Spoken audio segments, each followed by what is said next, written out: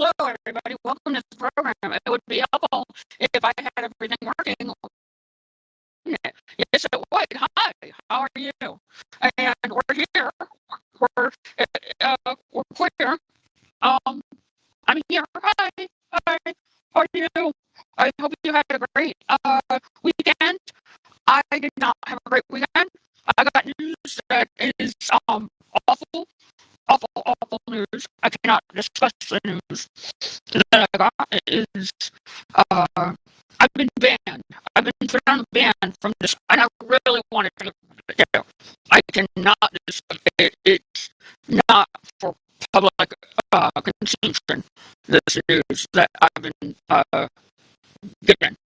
Um, it's personal. It's flustered me. Like my hair. And I can't talk about it. And it really, um, I hate not being honest with you. I hate not being honest with you. All I will say about the news, this is as far as I will go. I hate when you are given a impossible choice. Like you want to go do the right thing, right? You want to do the right thing in the choice that you are given, and it hurts to do the right thing. Like it's painful to do the right thing, and that is literally where I am. I am at a point where I am upset that I cannot help this person, but the best thing I can do is keep my mouth shut. And it is frustrating being someone who has a microphone and basically being told, no, you can't talk. And this is also slightly frustrating. I reset over the weekend my teeth, and they're not quite right to me. So, like all things, they're getting an adjustment. So I appreciate everybody's patience with me on this issue because I'm trying to look beautiful for the camera and not look disgusting. And fortunately, we haven't gotten it down right. Um, so I am incredibly self-conscious about it. That being said, on with the show. I have a great show for you. Um, I am thrilled to be back. I was going to do weekend programming, but things happened over the weekend that I cannot talk about, that I cannot get into, and I feel like being mysterious here, because I'm not sharing with you. I also feel a little bit like I'm Marlon Brando in The Godfather, with the things in his mouth. That being said, I was not prepared to do a show.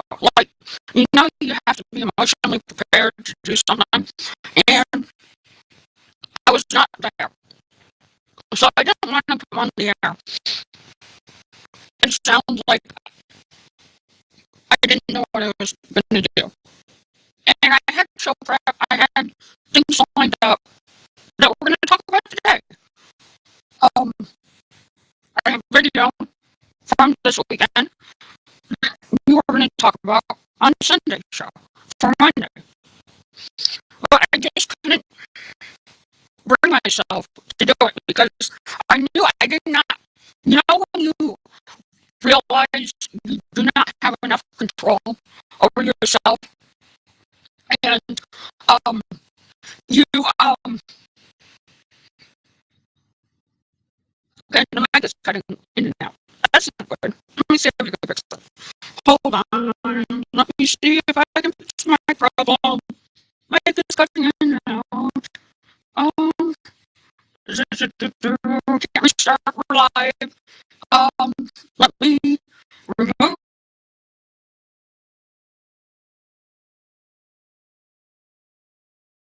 this. This is the best we're gonna get with the mic getting in and out. Without restarting the program because we can't restart a live program. We're live. We're here. So I guess it's just gonna be a little choppy and all the things to worry about. This is what I'm worried about. This is the mic. And it's frustrating. So I thought of everything. Let me know if I fixed it. Did I fix it? Let me see here.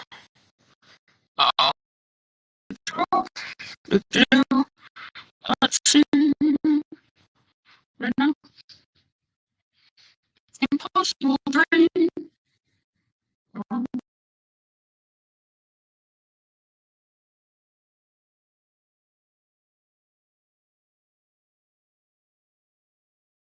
Okay. Let's see. Still can't understand. Let's see. What about let's see. I don't know if it's the mic or if it's let's try this one. What about now?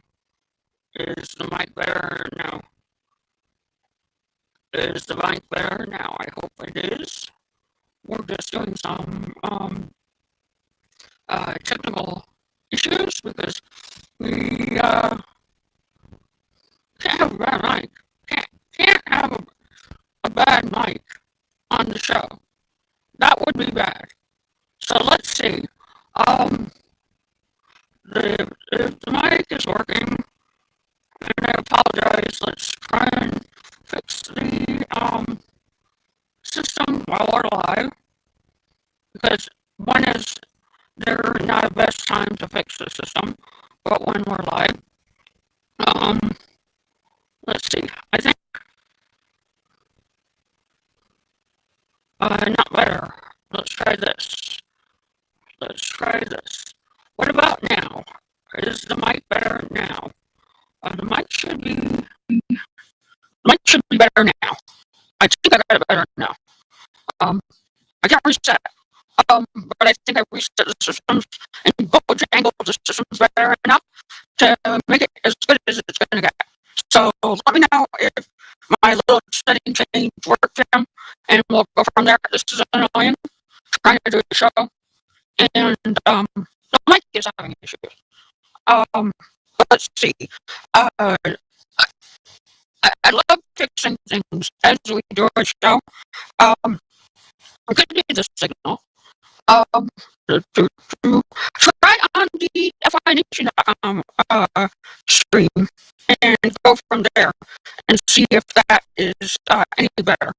Because I didn't change anything with the stream other than the settings that we're supposed to have to make things better.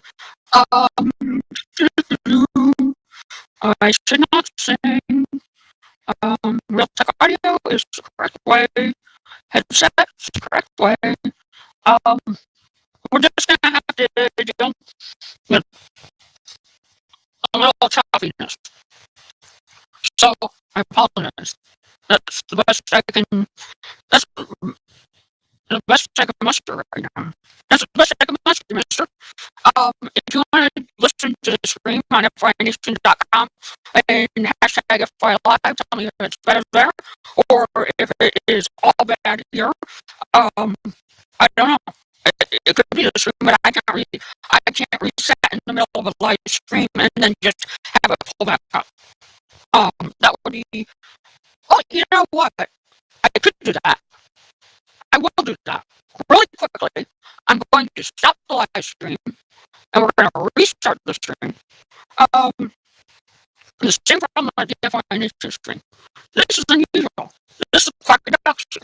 This is same problem with the FINation stream. All right, so what about this mic? Does this mic do any better? Let me know if the change helped or not. If the change for the mic helped or not, let me know. I just changed a mic out and am attempting to use a different mic. I love self-help programs like this DIY FY Nation help program. This is crazy. I really didn't change anything, but this is better, so we're going with better. Yay! Yay! It only took 15 minutes out of the program and make me look completely unprofessional. Gotta love that. It's the mic. It's definitely, here we go. We're gonna get rid of the mic. There. No more use of that mic. So let's go back to what we were talking about, shall we? Sorry about the choppiness. We fixed that. We do things on the fly here. This is a demonstration of the fact that we need funding, and I have good news about that. I have really good news. I did not get a George Soros check. That is not the good news. But I do have really good news about the funding. I have amazing news. The company that I started at the beginning of the year to do a competition to OnlyFans and to Patreon. The company that I started is taking off.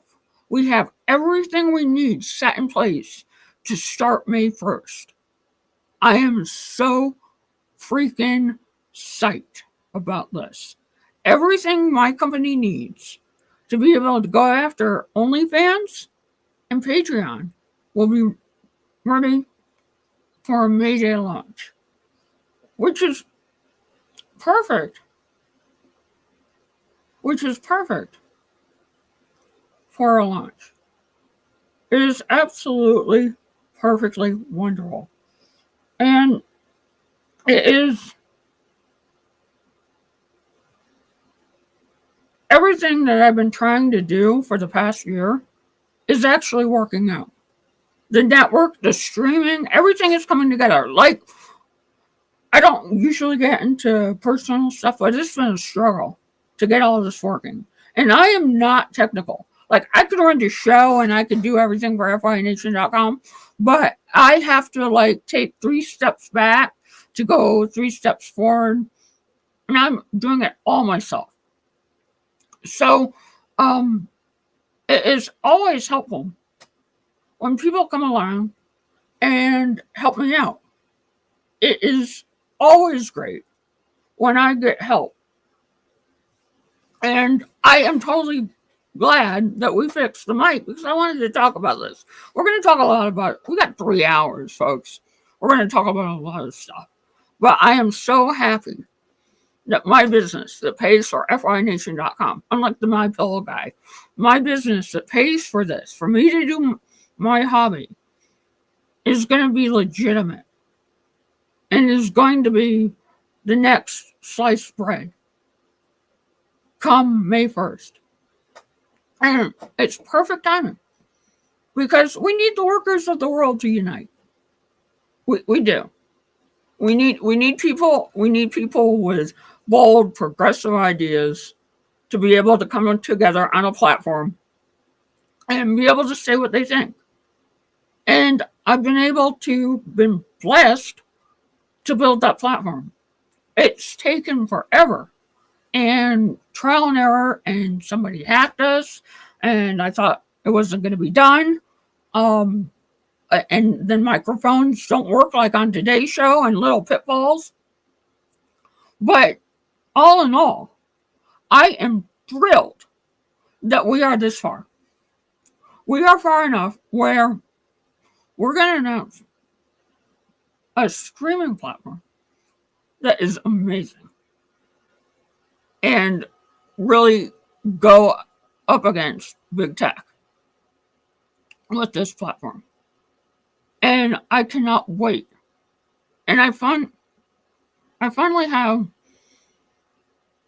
a launch date. I have an actual date where I can say, oh yeah, this is going to happen. I am so flip, and I can smile about it, which is equally great. I can actually, I can be happy about what I'm doing to bring entertainment and bring um, information and be the little Rupert Murdoch of the left, which is it's exactly what I want to do. Though no evil intentions though. So there's that. Because I believe that technology can be a informative venture and can be used for good. Like, let's look at Donald Trump's thing for a minute. Social. Truth Social is a platform that Donald Trump started and has not bothered to go on because he knows it's crap. It was ripped off from. This is how they put no time and energy into it. It was ripped off from another company that they didn't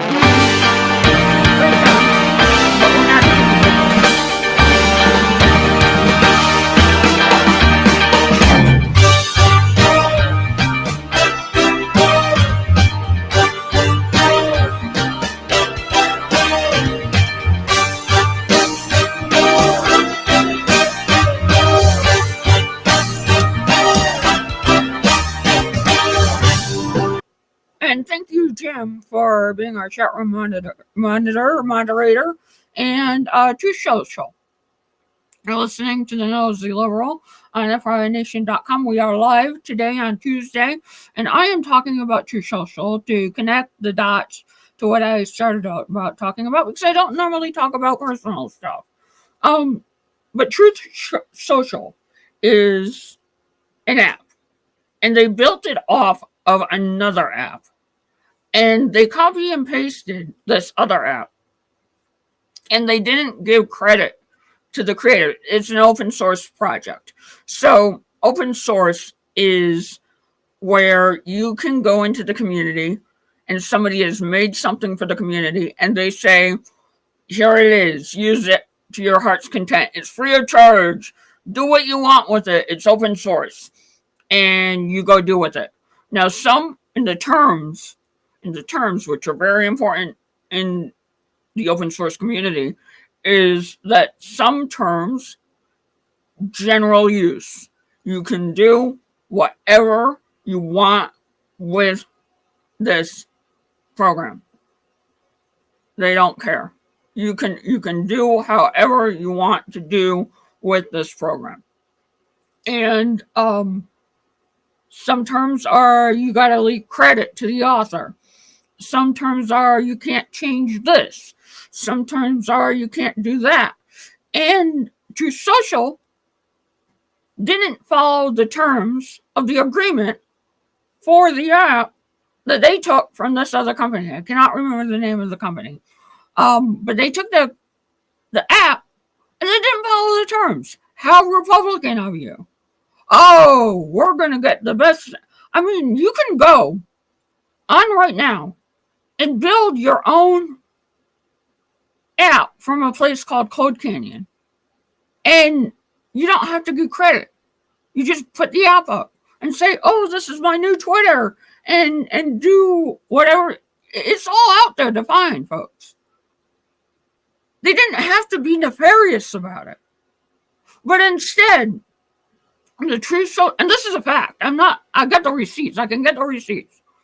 Truth Social went and took something from somebody else, and this is what Republicans do. They took something from somebody else and said it's ours now. It's ours now. I mean, really? Really, that's what we're doing now? Yes. So the Truth Social app, which doesn't work properly, was stolen from another company in the open source market. So they didn't even come up with original people to build an app that was going to be the competition to Twitter. They just came up with some other people's source. And they were like, oh, we're going to build this way and copy everything and leave out the credit for the people who built the original source, even though the guidelines to using the source are like, you got to leave the credit. You got to leave the credit. And they don't leave the credit. This is typical Republican behavior. This is typical conservative behavior. They do something, and they claim it as theirs. And they're like, oh, look at me, I did this great thing. And come to find out, it wasn't their original idea to begin with. Oh my God. Here we are yet again. Imagine that. Truth Social, the network that Donald Trump built that was going to save the internet. That he doesn't even go on. He's been on once. He's tweeted on, what do you call it? He truthed once on his network. He truthed once. He's a truther now? Huh, I think not. Like, really? So, Donald Trump builds a network that he steals the code from. Doesn't do anything original, this guy. Not a word. And you could go on the internet and buy code and get people to make it and phenomenal people who will just make something original for you for not that much money. I know this. I've done it. It doesn't have to have a Saudi prince attached to it. And instead, we have Donald Trump just ripping off another person and not giving the proper claim to that person. How typical. How typical. And he did this on Saturday too. This is a trend Donald Trump does. Donald Trump will say something and expect everybody to know exactly what the fuck he's talking about. So everybody has to know exactly what Donald Trump is talking about and run with it. Like, I had to look the story up. And it's a true story, which is amazing for Donald Trump. He told a true story, which is just boggles the mind. That he told a true story here. But the way he goes about doing it is full of falsehoods. It's full of lies. He does not tell the honest truth about what happened. Donald Trump makes a mountain out of a molehill to claim victory when there are still 500 cases. 500 cases that are still outstanding in the January 6th. But to hear Donald Trump tell it, you would think that he won the whole thing. You would think that he could declare victory. It's like, we've seen this movie before. George W. Bush did this. He landed on the tarmac of the boat and declared the Iraq War over. The Iraq War was not over. There was no victory. But George W. Bush wanted to declare the Iraq War over. So, what a better thing to do than to say, it's over. It's It's done with. I don't have to worry about it anymore. It would be so nice if all these cases were closed. And we had I don't know, legitimate outcomes from all of them. Like, I would like legitimate outcomes from all these January 6th cases. I really would. But instead, we have one legitimate outcome. One judge, one verdict, and it's not guilty. And Donald Trump, I just got rid of a cold sore, and it's bugging the hell out of me. Like, this is why I doing YouTube videos and stuff drive me shit crazy, because I see things that other people don't see, and I'm instant to point them out. I know there's nothing wrong, but in my head, that's all I can concentrate on.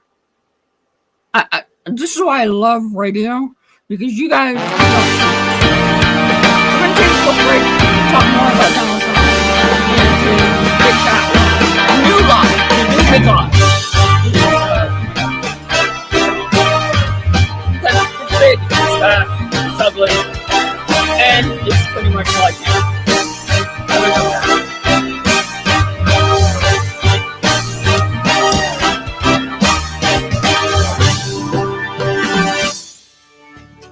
I'm Dr. Anthony Leibowitz, and this is Climate Connections. In recent years, large wildfires have raged across the West, filling the air with smoke. But dangerous smoky air can also cause problems for people who live east of the Rockies. Every year, thousands of smaller fires burn in eastern states. Smoke from those large western wildfires can also be transported to the east as well. That's Caitlin Odell. As a graduate student at Colorado State University, she analyzed 13 years of air quality data, satellite images of smoke plumes, and records of asthma-related hospital visits. She found that the danger is most severe for residents who live in the West. But because so many people live in eastern states, the total number of smoke-related hospital visits there was actually larger. Odell says her study is an important reminder that harmful smoke particles can pollute the air people breathe, even in regions where wildfires are not a top-of-mind concern. Especially when smoke is transported from far away, it might not even look smoky and it might not smell like smoke. And so your eyes and your nose are not necessarily the best indicator of smoke. So she says it's important for everyone to keep an eye on local air quality warnings and for vulnerable people to take precautions on days when smoke is in the air. Climate Connections is produced by the Yale Center for Environmental Communication. To hear more stories like this, visit climateconnections.org.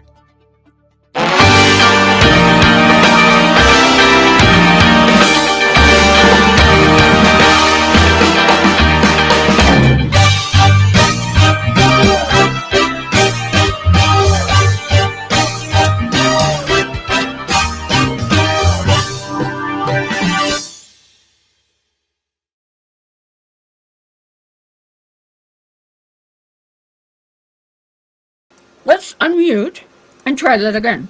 Welcome back to the show. My name is Thomas Reynolds, the Nosy Liberal, and I have cut out drinking Coca-Cola in the morning. Okay, that's not totally true. In the morning during a show, I will have one soda before and one soda after. That is my gift for doing a complete show. My pep soda, and then my soda is a gift to me for doing a show. Now, I'm not going for the can anymore. Fumbling for the can. I do not need the can of soda. No more soda. I might get something for water. For me. Just to have something for a refresher. But all the other YouTube hosts and everybody else don't need cups of water or soda or anything else. Right? Tara Devlin does not need a can of Coke right there in front of her to do her show for like 4 hours.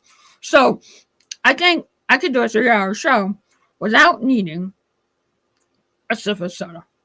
I think I can manage. So I'm bettering myself, and I'm putting myself up to the challenge. Hashtag FI Live challenge. Of not drinking as much soda. So there's that. I think it'll be good. I think I might lose weight. Like, my biggest problem now about my body is that if Donald Trump were to make fun of me, he'd call me a fat loser. Because I'm fat. I have to lose about 30 pounds because I cannot fit into the old clothes that I had. Now, I have to get used to how to talk and everything else from the adjustments I've had. But, like, the biggest problem I have now is fat ass. I could deal with fat ass. Fat ass is, call me a fat ass all day. That's okay. We can handle fat ass. And the other thing I want to say about that, I walked up Thursday, or was it Friday? This past 2 weeks blend together, and not in a good way. Friday, I walked off a perfectly good point and a good show, and I can no longer do that. I will no longer let the trolls get the better of me, because I want this to be popular. People are going to talk shit about me all the time. I expect it. I welcome it. So I welcome your criticism. In fact, bring it. Bring me your worst. You want to tell me I crawled out of a nuclear waste dump? Bring it.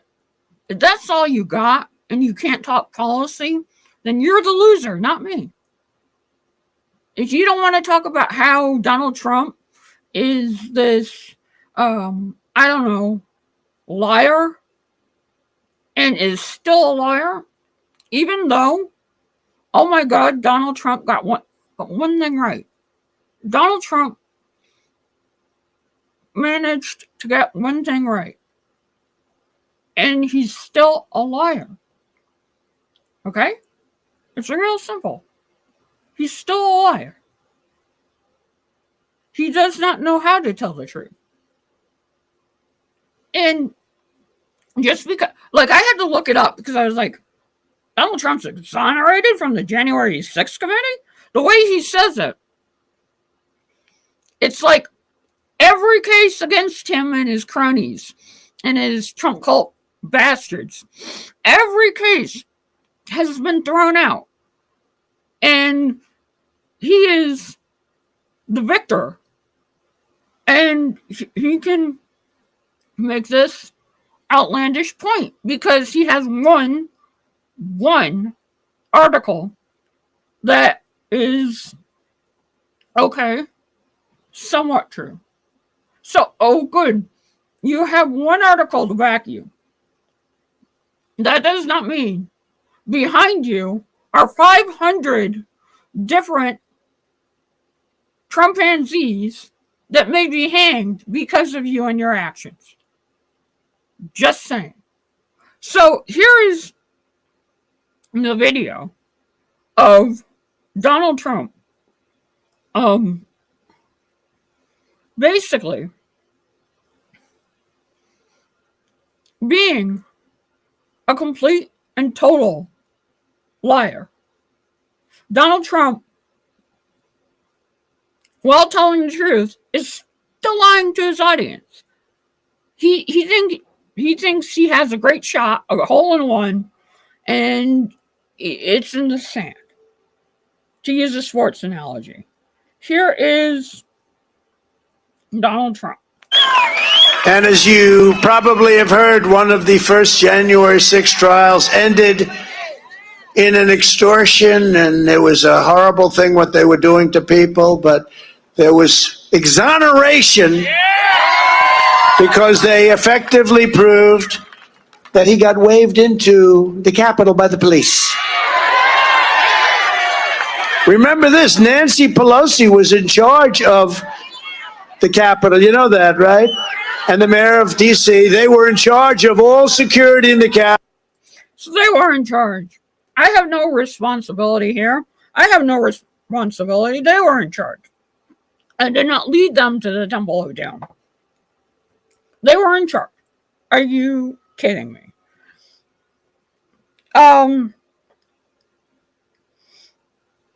The judge stressed that he wasn't criticizing the officers for how they handled the situation and credited the testimony that they were outnumbered. But he said that Martin's interpretations of their demeanor was plausible, especially since he'd mostly encountered peaceful protesters on the Capitol's east side. So the judge was like, okay, I'm going to give you a pass because everything from your angle looked natural and looked kosher. The judge did not exonerate this guy. He gave him a pass based on how things looked at the time, given the testimony of all involved. He looked at the overall picture and was like, yeah, I could see how you could see that. I'm going to give you a pass. I'm going to give you a mulligan. The judge gave the January 6th defendant a mulligan. He did not exonerate him from wrongdoing. He did not exonerate the cops from misbehavior. He was like, everybody kind of got it wrong here. So I totally understand how you can interpret the events in this way. So I can't, because of your interpretation of events, hold you responsible for what you did on January 6th. That's what the judge did. I got that from reading a paragraph of the article. A little BuzzFeed News, a little paragraph from the BuzzFeed News article. Not like the whole article, not, 3 different articles and then the judge's summation. One paragraph. I figured out that the judge basically said, we have a case of mistaken identity, essentially. You mistook, you and the cops and everybody going on, mistook what was actually happening.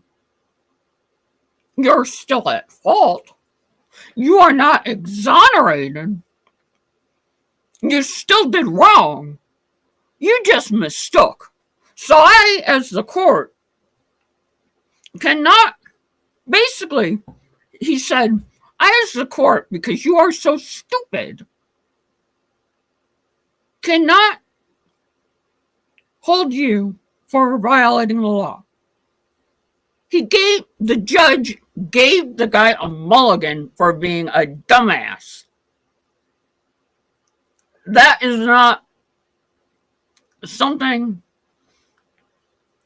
to proclaim victory over when it comes to January 6th. The judge was like, you're a dumbass.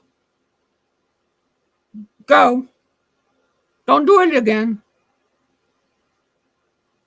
And cops, you're a bunch of dumbasses too. Don't do it again. That is the extent of it. It does not equal exoneration. I have been exonerated because I am so wonderful and I am Donald Trump and it was all witch hunt. It does not equal witch hunt. It does not equal exoneration. It means the judge thought you were a dumbass. Now, I'm not very lawyerly. I don't have a law degree. Some say even Some say even I might be a dumbass. In Donald Trump language, not that smart. But even I have figured out that these people were railroaded into doing this by a megalomaniac. And Jim is actually absolutely right. Because we didn't discipline the Trumpsters early, we are scared to death to do it now. Exactly. Well, honey, I got the whip. And I'm willing to discipline these people. I will take my whip and I will thrash them with it.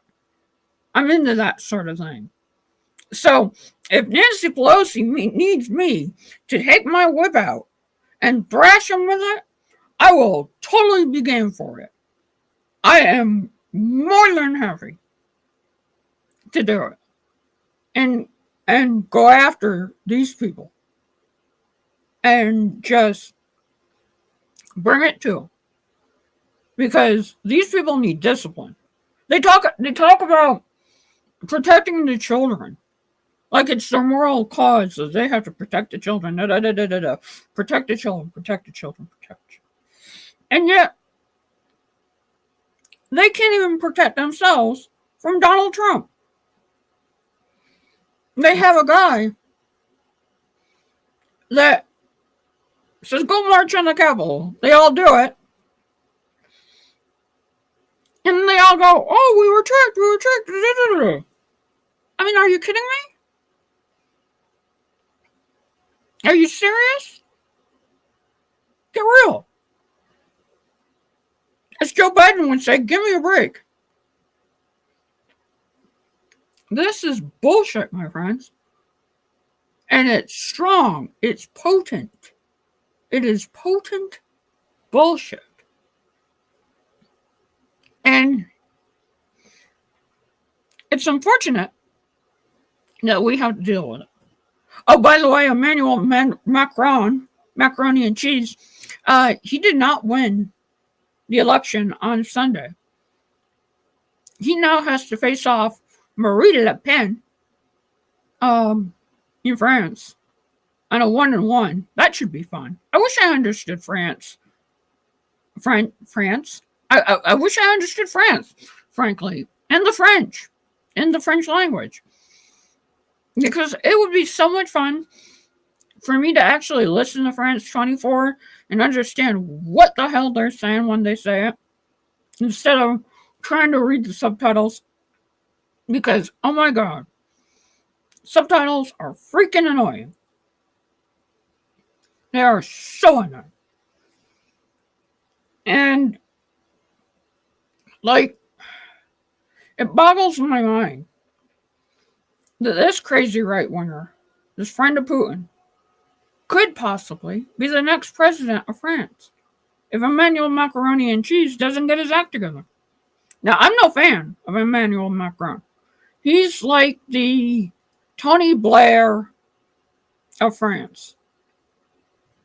He skips to the loo to the Conservatives. He wants to do this thing with pensions and raise the age, and he's no friend to liberals. And he's a banker, and there are lots of problems. Oh yeah, and let's not forget, Jim points out, protect the children by marrying them. That's an easy way to do it. Yeah. Ugh. Perfect law for Matt Gaetz, don't you think? Maybe a little too late for him.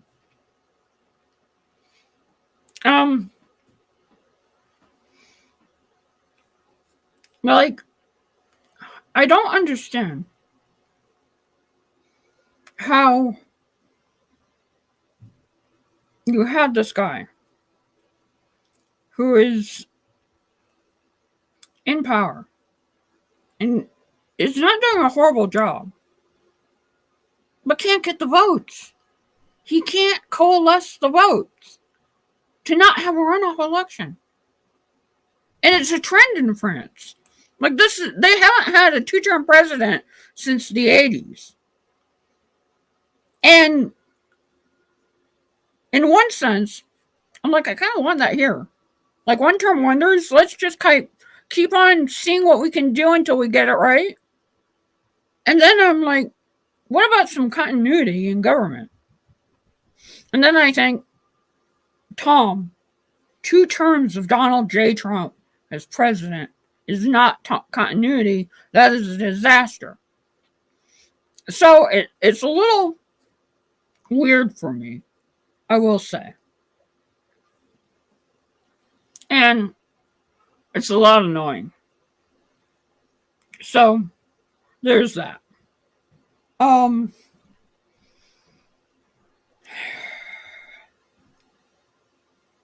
Yeah, it's a lot annoying. I'm trying to think here.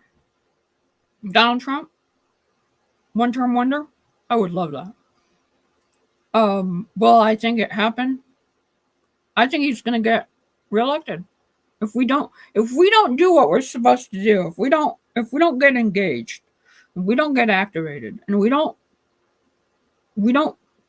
fight like our children's lives depend on it, Donald Trump is going to have a break. That should scare the hell out of me. No stories. I'm not taking it. I promise. Although I'm happy for it.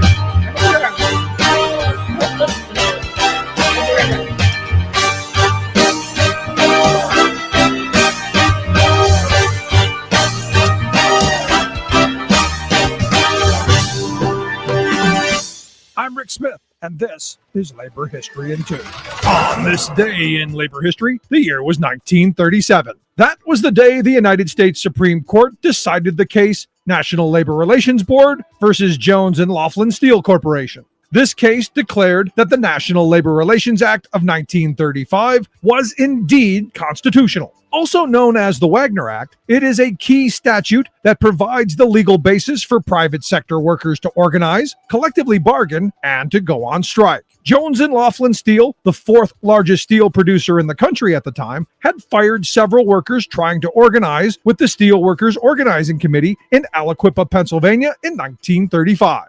The NLRB had originally ruled against the company and ordered the workers reinstated with full back pay. But J&L refused, arguing that the act was unconstitutional on the basis that the federal government did not have the right to regulate interstate commerce. In a 5-4 decision, the court ruled that labor management disputes did affect interstate commerce and thus were subject to federal regulations. Historian James Pope notes that the statute was upheld only after a massive wave of worker militancy, punctuated by the spectacular 6-week sit-down strike at General Motor plants in Flint, Michigan, demonstrated what might have happened if the court decided the case differently. And in his book, The Last Great Strike, Little Steel, the CIO, and the Struggle for Labor Rights in New Deal America, legal scholar Ahmed White adds that the case was decided only after 2 years of legal uncertainty. Before Jones and Laughlin was decided, CIO unions were already negotiating and signing collective bargaining agreements. Ruling the Wagner Act constitutional has nonetheless benefited millions of workers for decades. For more information, go to laborhistoryin2.com, like us on Facebook, follow us on Twitter at laborhistoryin2.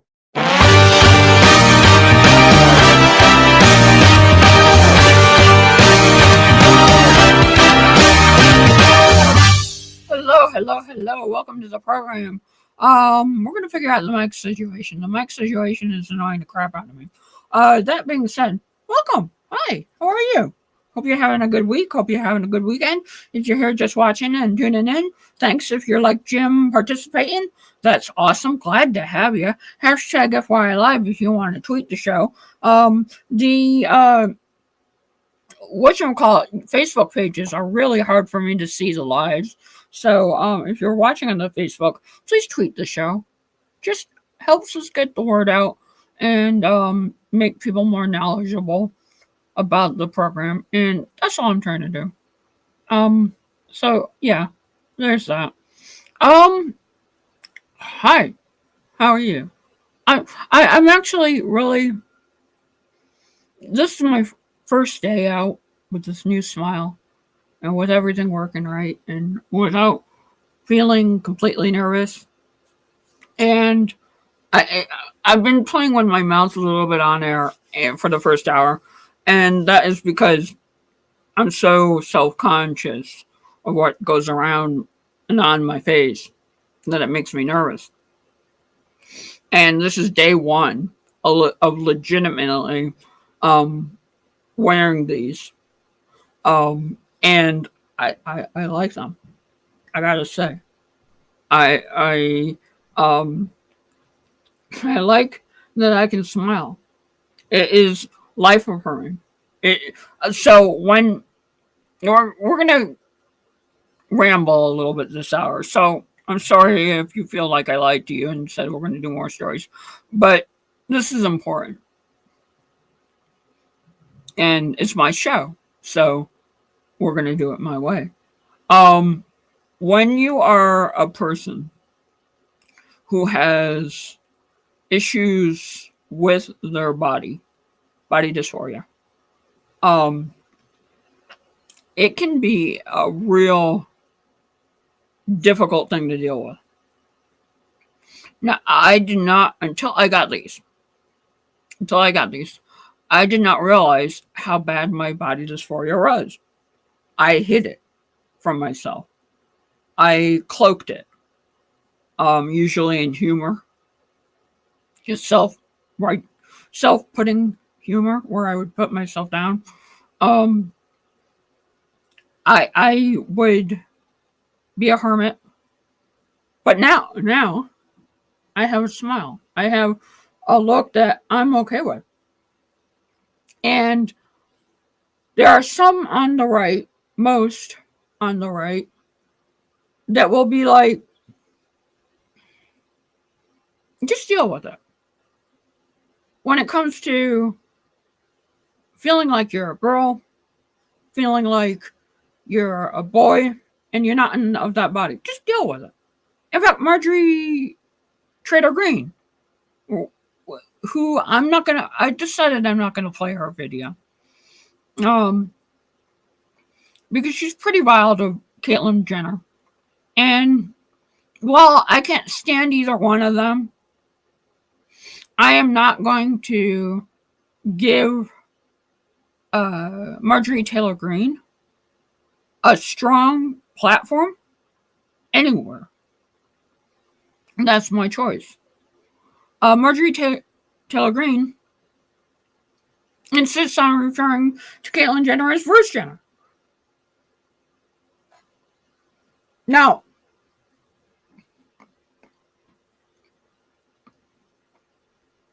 I'm non-binary. If I came out as transgender female, which I have considered, if I came out as transgender female, there would be a lot of people on the right who would basically misgender me and not want to, like, call me by my dead name. Like, I'm lucky. Like, if I were to come out right now as transgender, I would be Francis. Francis would be my name. I'd switch my name. My name would go from Thomas Francis to Francis Thomas. Because my middle name is Francis. And I would use my other grandfather's name. And I could still pay tribute to my grandfathers, who I was named after, in loving tribute. So, I'm lucky. Not everybody is that lucky. So, I wouldn't, be so offended if a right person dead named me. Because as Jim says, they hate themselves. And not for nothing. I wouldn't have a problem being called Thomas. Because I still love Thomas. And Thomas was a part of me, is a part of me.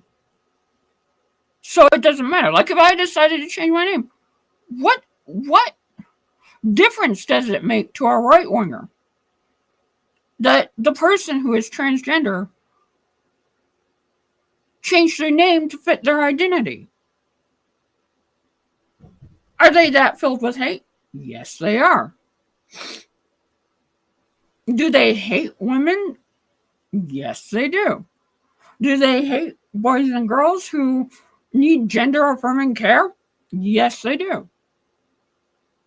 I could only imagine what getting these new teeth would be like if I couldn't get them. Like what it would do to me. If I was denied, which I was because I didn't have dental coverage and I went and did it my own way because I'm a problem solver. But I got lucky. Not everybody is as lucky as I am. But I made it happen. But if I couldn't, I'd be in the same rut.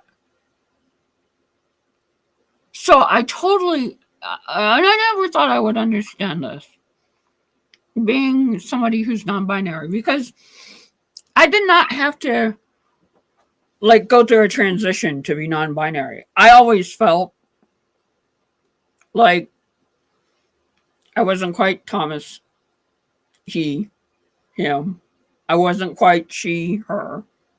And the world always seemed to misgender me anyway, usually as a female. So I'm perfectly okay being they, them. Or being he, she, or being she, him. It doesn't matter to me. So I did not fully understand the weight of gender affirming surgery until I got the dentures. Like I didn't get it. Like it totally changed. You desperately need something to feel like yourself. And it's not. More news. That's all I want to know. More news. We're live. I'm very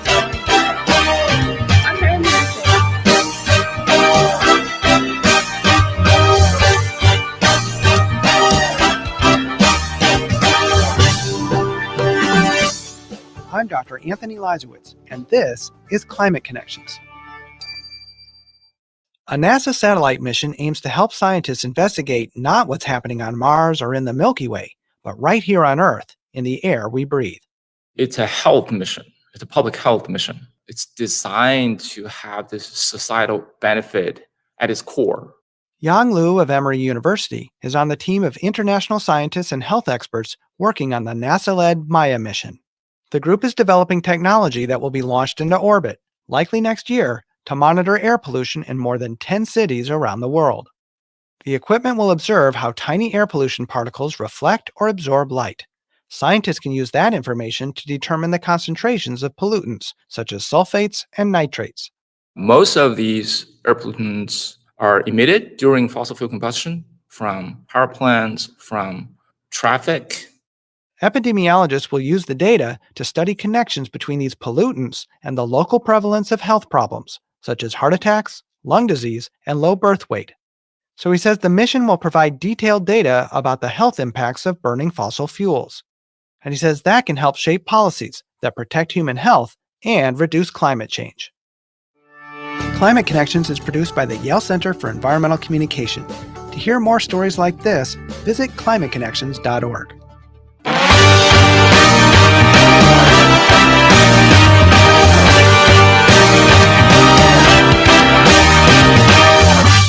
Hey, ho, ho. Welcome back to the show. A little off rant topic today, little off news. I just feel like talking, having a little conversation. Hope that's okay with you.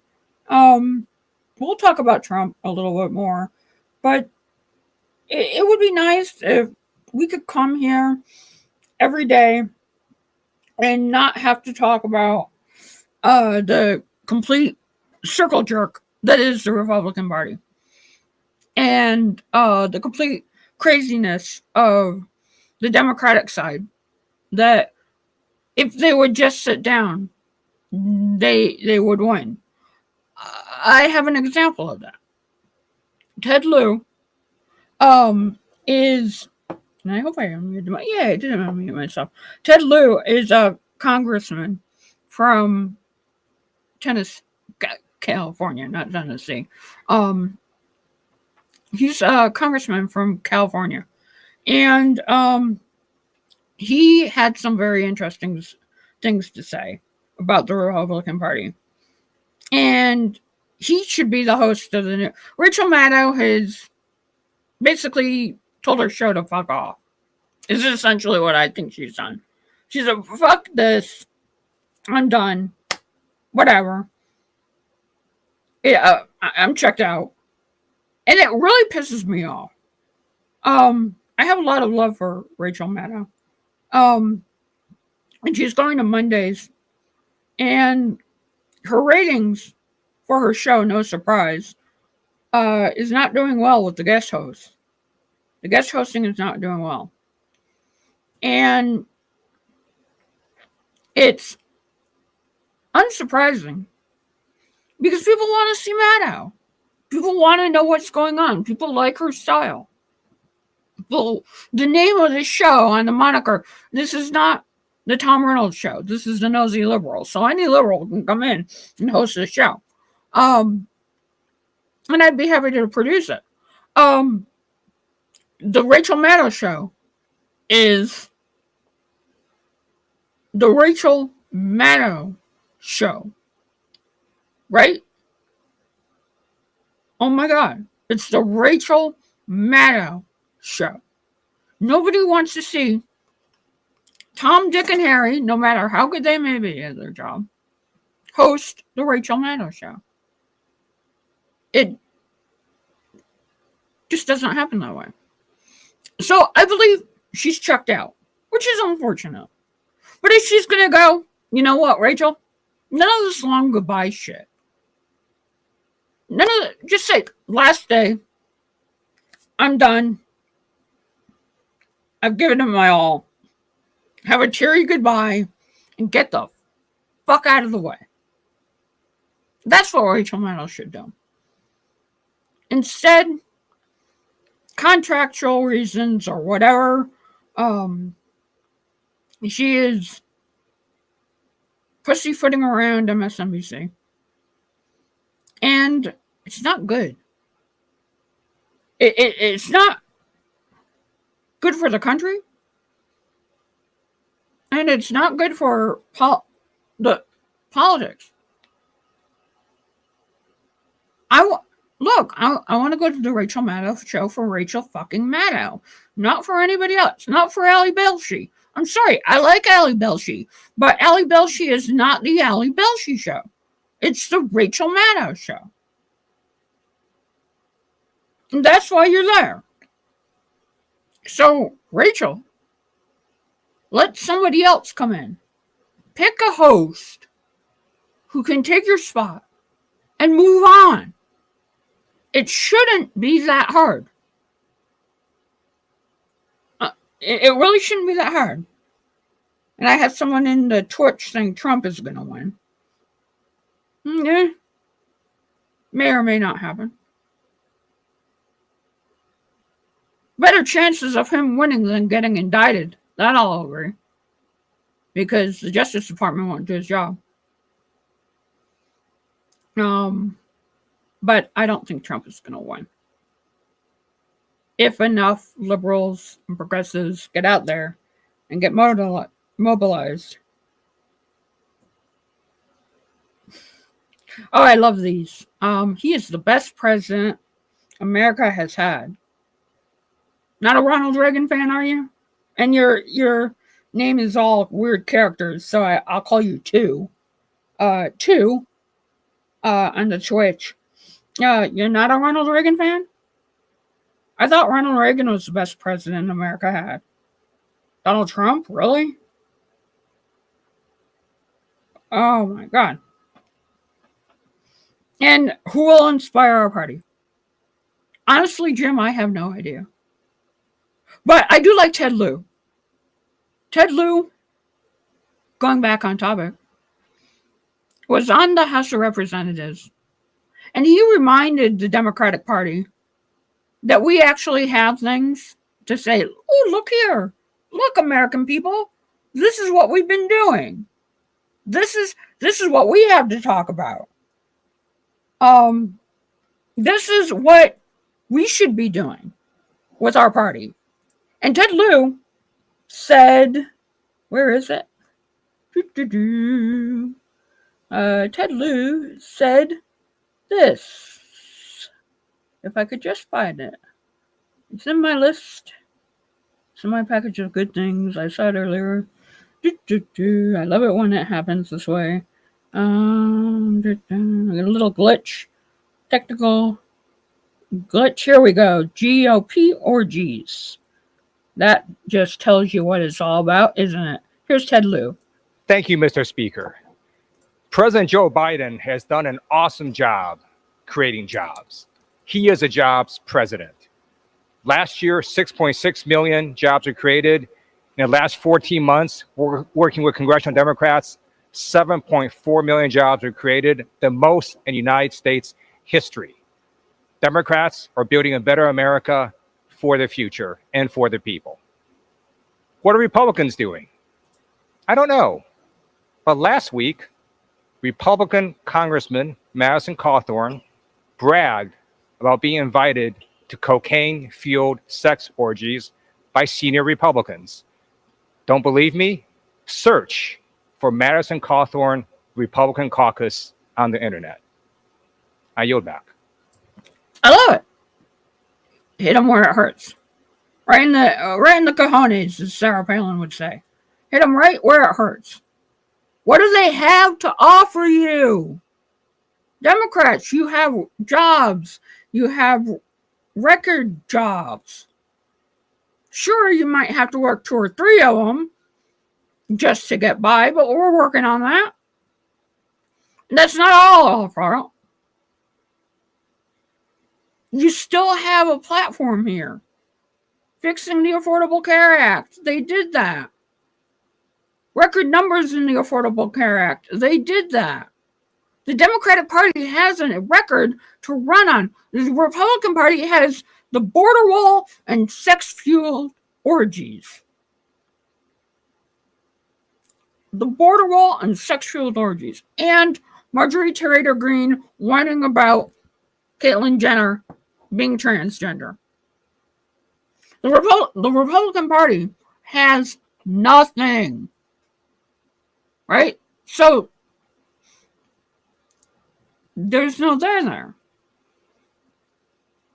You can poke holes in that really easily. Where are more Democrats and commentators and pundits poking holes at that? Or they just say orgy a dozen times, for Christ's sake. I mean, really. That's all they're glued to. And grooming the kids. Democrats want to groom children. Raskin 24. Okay, Jim. Interesting, Vic. We'll go with that one. It boggles my mind that we are not selling our accomplishments better. It's almost like the Democrats have an A and they want to come home with it. But you would think they are coming home with a D or an F. And they don't want to show off the A. We got an A in biology today. Let's show it off. No. Too much like an F. So the Democratic Party, because they refuse, except for Ted Lieu, to point out record numbers of jobs. Affordable Care Act has a record number of enrollment, where Donald Trump, the greatest president on earth, tried to kill it with his bare hands. they will not go and point out the obvious. And it's sad that you have to look. They brought out last week. What did they do? They brought out Barack Obama to say this about the GOP. This fine, bring out Barack Obama, and he could say this all day long. But, of course, our work was not finished. Republicans tried to repeal what we had done again and again and again. And they filed lawsuits that went all the way to the Supreme Court 3 times. I see Don Marilla here, who had to defend a couple of them.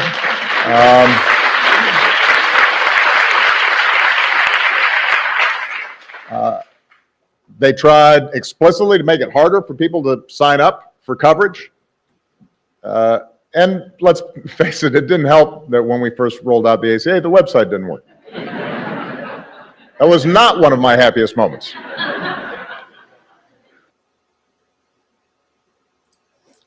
But here we have a guy, private citizen, one of the best presidents we ever had, credited with saving my life, thanks to the Affordable Care Act,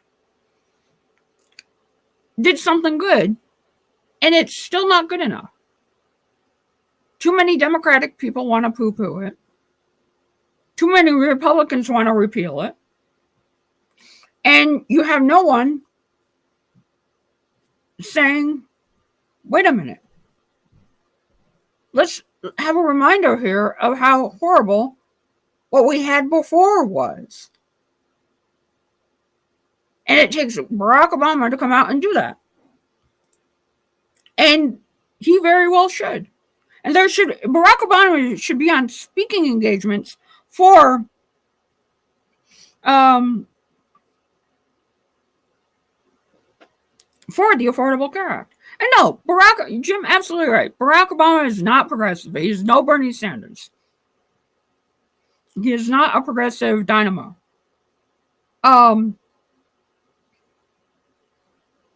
But is that the Democratic Party? No. The Democratic Party isn't progressive. Like right now happening in the news, there is, I'm going to tweet this out. There is a,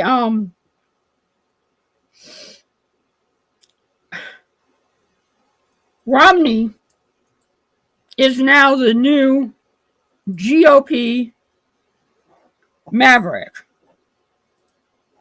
Mitt Romney, Mittens, the car elevator guy. He is now considered the new John McCain.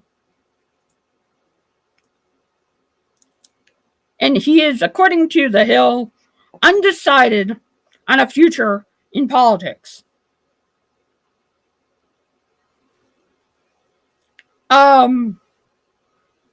He hasn't decided whether he'll run for re-election in 2024.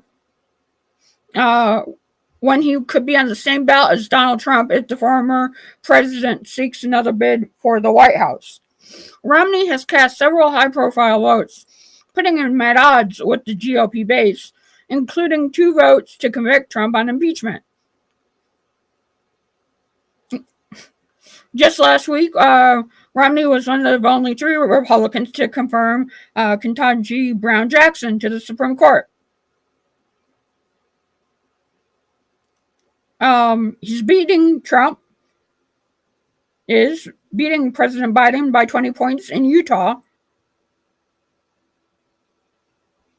And Romney told The Hill he hasn't given much thought about running for a second term. I'm going to cross that road. Well, let me try this again. I'm going to cross that bridge down the road. Never fucking heard it said that way. I haven't given a lot of attention to it yet.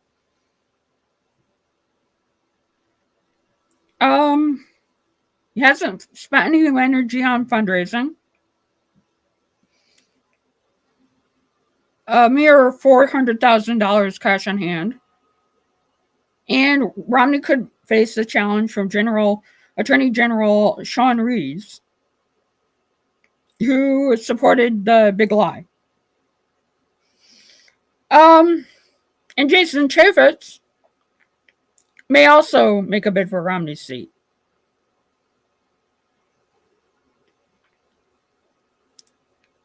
So everybody's saying, well, he might have a tough time. This is all bullshit. This is all bullshit. Mitt Romney's going to run again. I will be shocked. Mark my words, Mitt Romney is going to run again. I will be shocked if Mitt Romney doesn't run again. He likes it too much. He likes the adoration. He likes being the maverick. He likes, as Jim says, being in the Death Cult Party, the Republican Party. Romney is not going to run as an independent. Romney is going to run as the guy for all Republicans. He's going to run. I mean, the only thing stopping Mitt Romney from running at this point is the sex-fueled orgy. And I don't see that happening. Or a little bit of bumps of cocaine. And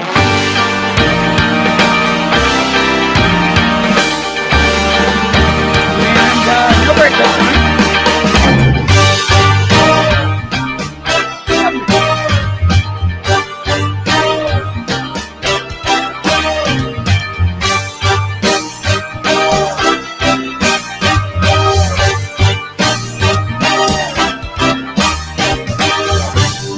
So we're back. We're live at YNation.com. Jim says, yeah, supports fewer ovens in the death camps. Nazi light is too a Nazi for me. I have to agree. Mitt Romney is no savior of the Republican Party. A savior of the Republican Party is someone who leads the Republican Party and says, hey, fellas, over here, we need to start something new. And mobilizes the supposed social, fiscal conservatives into their own brand. It would be nice if that happened. In my fever dream, we're all like France. But that's not France, and we're not France, and it'll never happen. So, what are we set with? We are set with Mitt Romney being called a maverick because by the way the press sees it, he is going up against Donald Trump. He is David, and Donald Trump is Goliath, and he's going up against the big lion, Donald Trump. And Mitt Romney is no hero in this story. Mitt Romney is still a Republican. He's still going to run. And there will be enough people who will go and say, vote Mitt Romney because he's not like the other ones.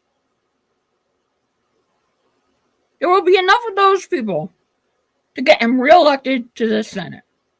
No matter what Trump, Jason Chaffetz, no matter what any of these people do. And the incumbent wins. Mitt Romney needs to slay a puppy at this point to not win re-election. Mitt Romney is going to win re-election. But don't be fooled. This is a corporate media narrative. This is a corporate media narrative. To have one guy against the other. They need a little dogfight. They need Mitt Romney and Donald Trump sides fighting. This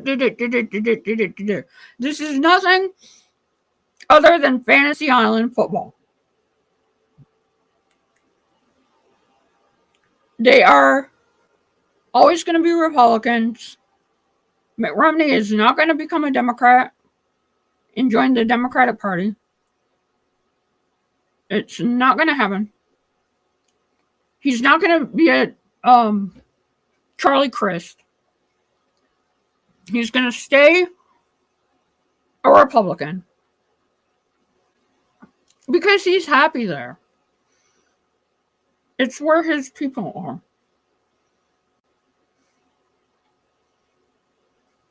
I don't know how else to say it.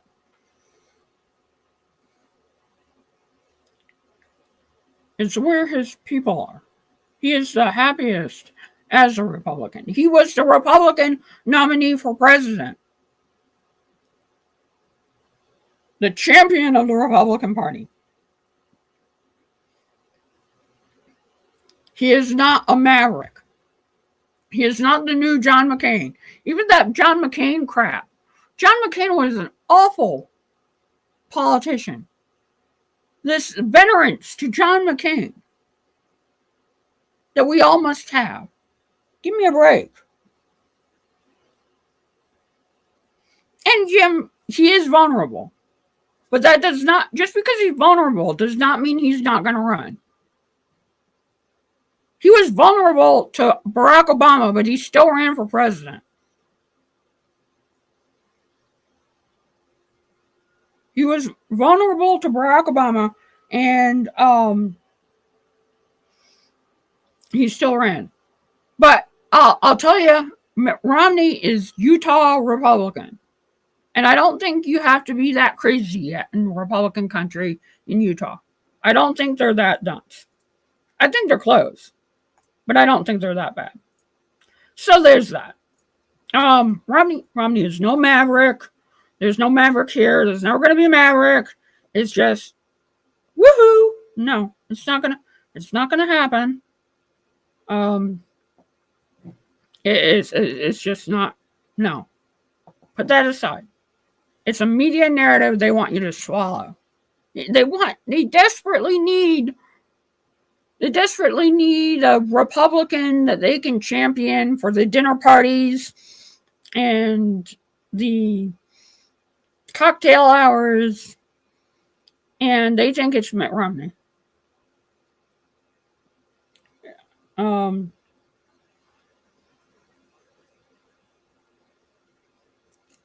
Mike says higher gas prices is better. It means less people on the road. It should be $8 and $10 a gallon. I actually agree with this. But not because of less people on the road.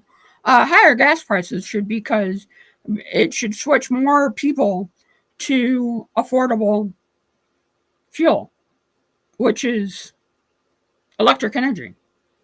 Like we've talked about this on the show, a little side note because of the little Twitch comment.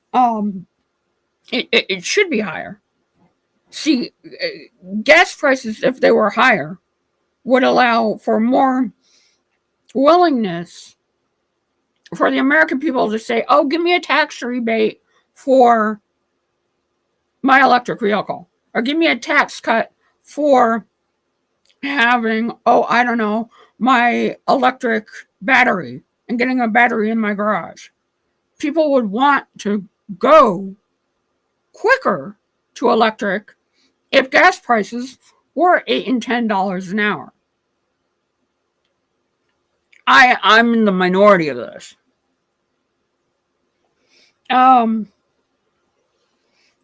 Mike says he's been going to gas rallies trying to push this. Look, dude, I totally agree with you. But I'm a big lefty. You know, I believe in climate change. I believe that big fossil fuel wants to ruin this country. But good on you for going to the rallies. You wouldn't catch me dead at a rally for any kind of rally. Mainly COVID, but that's besides, and I hate people. But that's besides the point. But yeah, no, good. We need more people like you. See, more people like you getting the word out on why we need higher gas prices. And by the way, we get off our allies like Saudi Arabia for fuel and funding them and their regime that happily kill 81 people. Just whoop out with their heads. They're gone, never to be seen again. Talk about being disappeared. So, good on you that you do that, Mike. People need to be aware of climate change and the dangers of big oil and fossil fuel and why it's such, I don't know, something that needs to be dealt with now. Jim also says if we stop subsidizing companies, the price would go up. Hey, there's another democratic value that we should be fighting for. I totally agree. You're not going to get an argument. You're preaching to the choir, guys. You're not going to get an argument from me. We need no subsidies. We need tax incentives. We need strong Democrats to be able to come out and say, this is something that I don't want to pay for anymore. It's really that simple. It shouldn't be that complicated. It was strong Democrats came out and said, I don't want to pay gas prices that are like this anymore. Give me an electric vehicle and make Congress people pledge electric. That would be great. Let me take a quick break. We'll be right back after this. This is the Etsy strike. I want to talk about the Etsy strike. Some people in the know.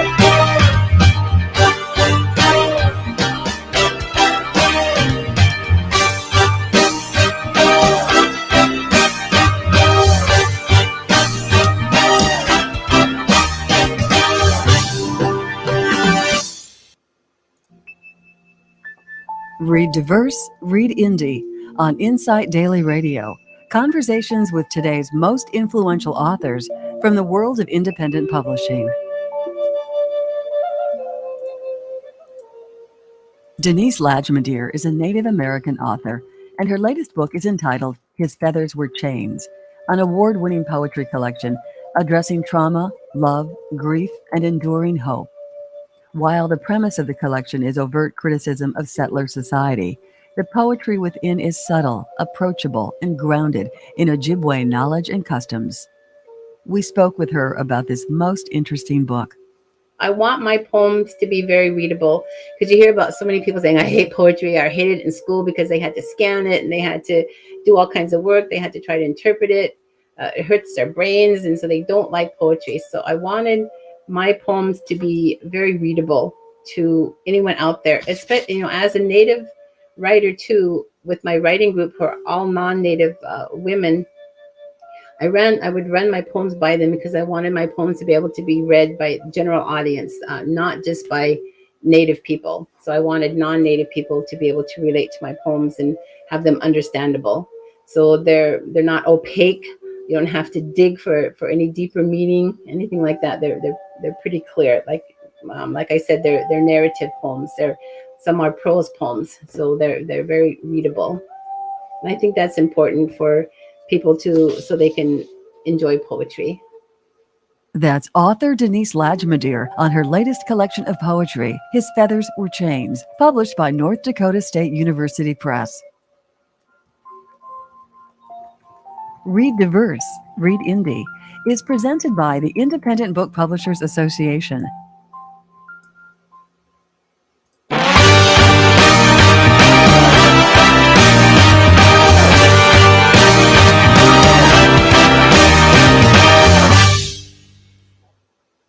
So playing with buttons is always fun. Kevin makes a good point in the Twitch chat screen. Kevin99H says, strong Democrats, they exist. I feel like if you were remotely strong, you would be a progressive capitalist. Ironically enough, I've been accused of being a progressive capitalist before by socialist folks. They've accused me of being a progressive capitalist. I'm okay with that. I'm okay with capitalism and progressivism working together. I think that we need. I think the problem with the Democratic problem and party, is that The problem is we have too big a tent and not a good set of direction. Like the Republican Party has a set of direction. It's batshit crazy, but they have a set of direction. The Democratic Party wants to win, which is nice, but you know, it's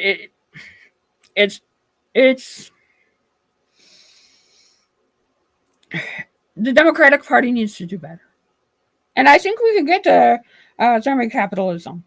But we do need a better. We need, and we're going to talk about this, Kevin. I'm glad you brought this up because this swerves right into the topic that we're going to talk about with the Etsy strike. I'm going to tweet this out on the Twitter machine. Hashtag FYI Live if you want to tweet me. The comment section is on fire, which I really like.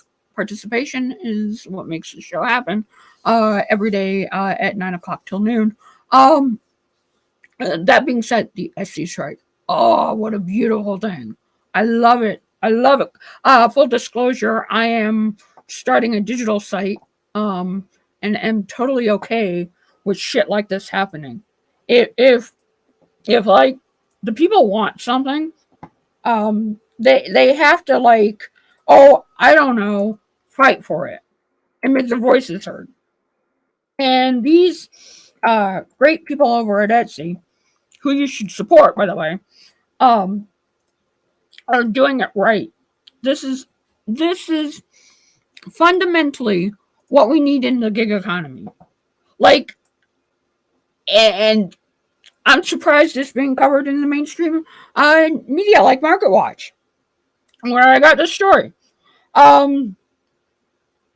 Dozens of sellers on e-commerce platform Etsy say they began their strike on Monday to protest a new fee hike by the company.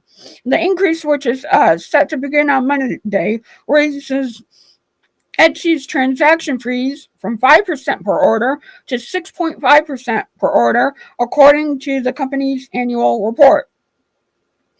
Thousands took to Twitter to post that they will render their Etsy shops unavailable, within one seller referring to the new fee as unbearable. And I gotta agree. I understand, like, as someone who is starting their own digital venture, I totally get why we need this. Like, I get why we need a higher cost for the business to continue. I get all their points. The points are, well, we can do stronger advertising. We can help support. Well, you know what? Don't take it off the backs of your workers. Find another way.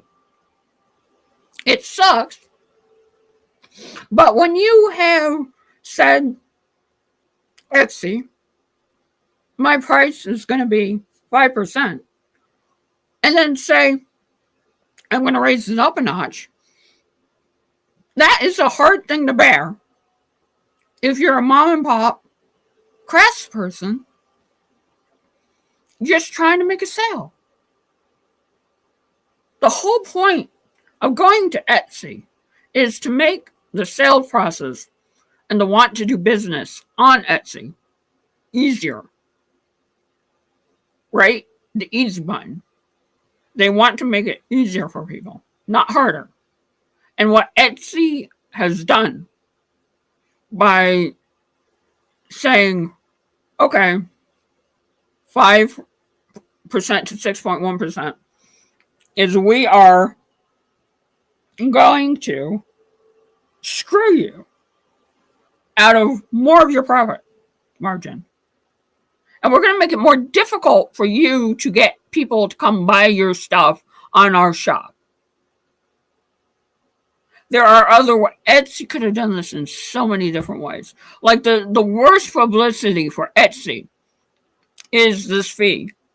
because now everybody knows about it. And everybody's saying, Etsy, should I bother? I don't think I should bother. If you start out with a high fee, like let's say OnlyFans. OnlyFans is 20%. Direct competition with OnlyFans, yes, my website will be. Full disclosure. Direct competition, yes. They start out with 20%. People know going in, they're going to pay 20%. If OnlyFans goes and raises that to say 21.5%, there's going to be controversy.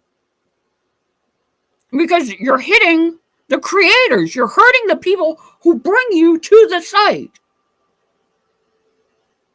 How do you not see this? How do you not see this as a public relations nightmare? I don't understand.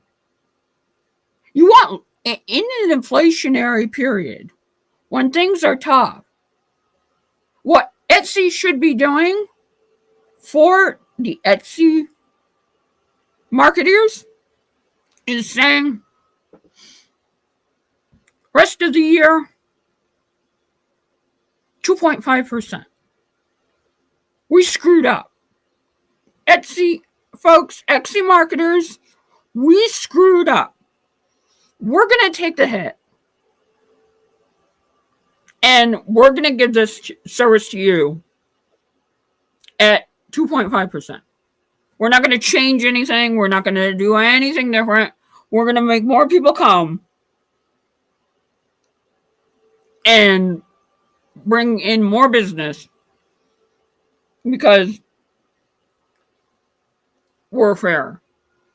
But as Jim correctly points out, capitalism has no fairness button or mandate or anything. Capitalism is dog eat dog.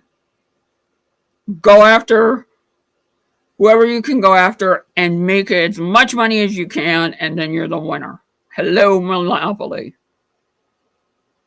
You have to continue. You have to be ruthless. You have to be willing to go after the person that you want to go after to cut everything down to a profitable margin. I mean, Kevin points out insulin on capitalism. Insulin prices, same thing. The government should be stepping in and capping these things. Okay, if you don't want people to pay tax, that's fair enough. You have to abide by these rules, and then people won't pay an internet tax in the United States of America. We as people have leverage with the companies that we can force and bring about. If we were only to dare do it.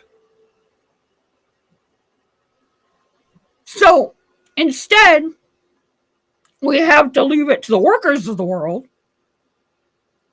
and now have an Etsy strike. We have an Etsy strike because,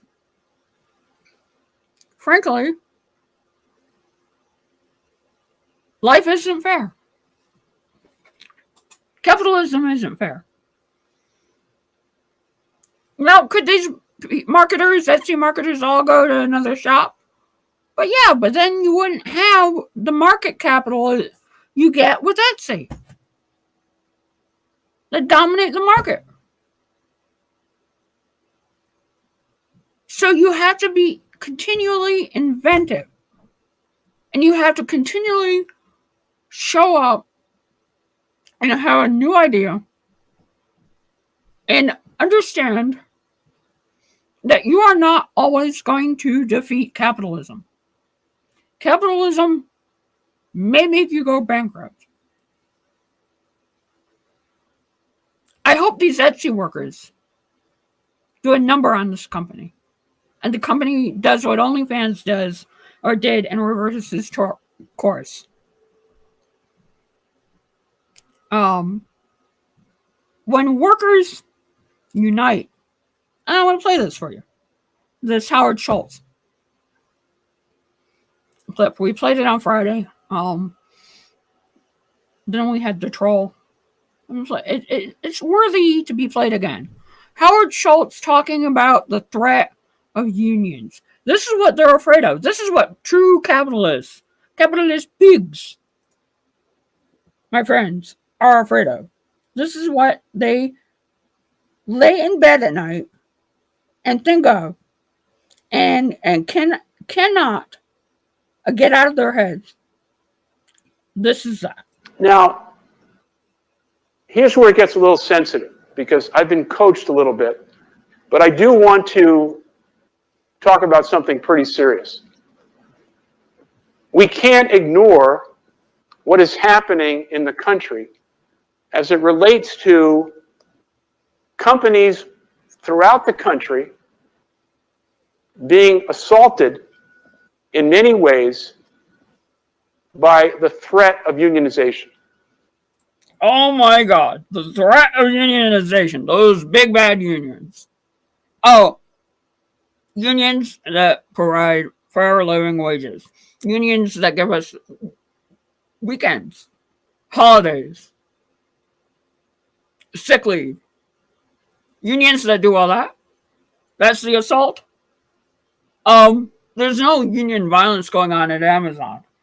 And I find it funny that the Amazon workers are being sued now. The union that was created at Amazon is being sued now by Amazon using the same line of bullshit that Donald Trump used, which was rigged. It was all rigged. Now, if the vote came out for Amazon the way Amazon wanted, nobody would be crying rigged. Nobody would be crying foul ball. But instead, they don't have it their way. They don't have it their way. And they say assaulted, all these buzzwords. Oh, dog whistles for the corporate elite. I've been assaulted and blah, blah, blah, blah, blah, blah. And it's like, really? Seriously? You've been assaulted? Really? No, I don't think so, my friend. I don't think you understand the meaning of the word assault. I think that's quite clear that you do not understand the meaning of the word assault. I think, frankly, you're assaulting our intelligence when you try to say unions are bringing violence to you, when all we're trying to do is make those in unions. I'm not in a union. I'd love to be in a union.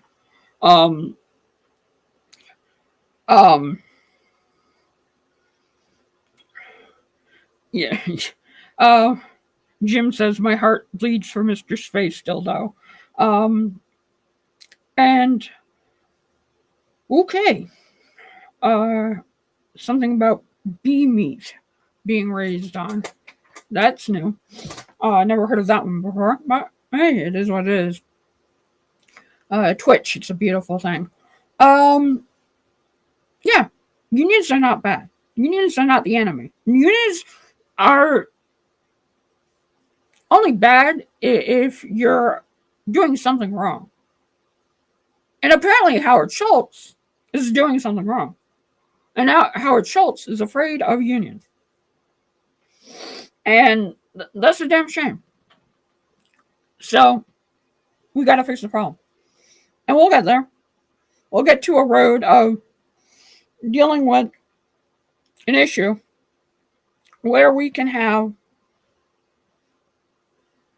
people who understand that unions are exactly what we need. Unions are the driving force of dealing with a corrupt, a broken, fiscally irresponsible, a horrible company. You know, we need more people to be awake, and I think things like this Etsy strike will wake people up. It's important that people get with the program and realize that when a company is doing you wrong, you can galvanize people and say, make it right. Whether that company is Microsoft or Amazon or my company, Access Gigs. It doesn't matter what company it is. You can go and make it right with a strong army. And the company, and it will be telling. It'll be telling the companies that are afraid of you, that come out with buzzwords like assaulted and rigged and things of that nature. A certain presidential person does that when describing the media. In fact, I have it. Let's play it real quick. This is Donald Trump, remember, on the media. You know, they say that in Russia, the people in Russia don't even know they're having a war because they have a rigged press. We have the same rigged press. Maybe not quite as severe, but it'll be there in the not too distant future. It's not that bad. The press sucks. Okay, the press is the reason why I do this show and have it for iNation.com. The press sucks. The press is not communist Russia. And I call it communist Russia at this point because that's where they're headed. But it really should be more accurately to totalitarian Russia. Oligarchian Russia. If we're going to be accurate and honest with words. The press in Russia is completely scripted by the government and completely rigged by Putin. The press here is nowhere near that rigged. It's a corporatocracy. And for him to sell that lie is criminal. Because for all the bad that this press does, you occasionally get a glimmer of hope. It's rare, but it happens. And usually it's coming from somebody like Jon Stewart, Trevor Noah, Cenk Uygur, or Tara Devlin, or Robin Kincaid, or Jeff Waldorf. And it has to be in a way that is funny and entertaining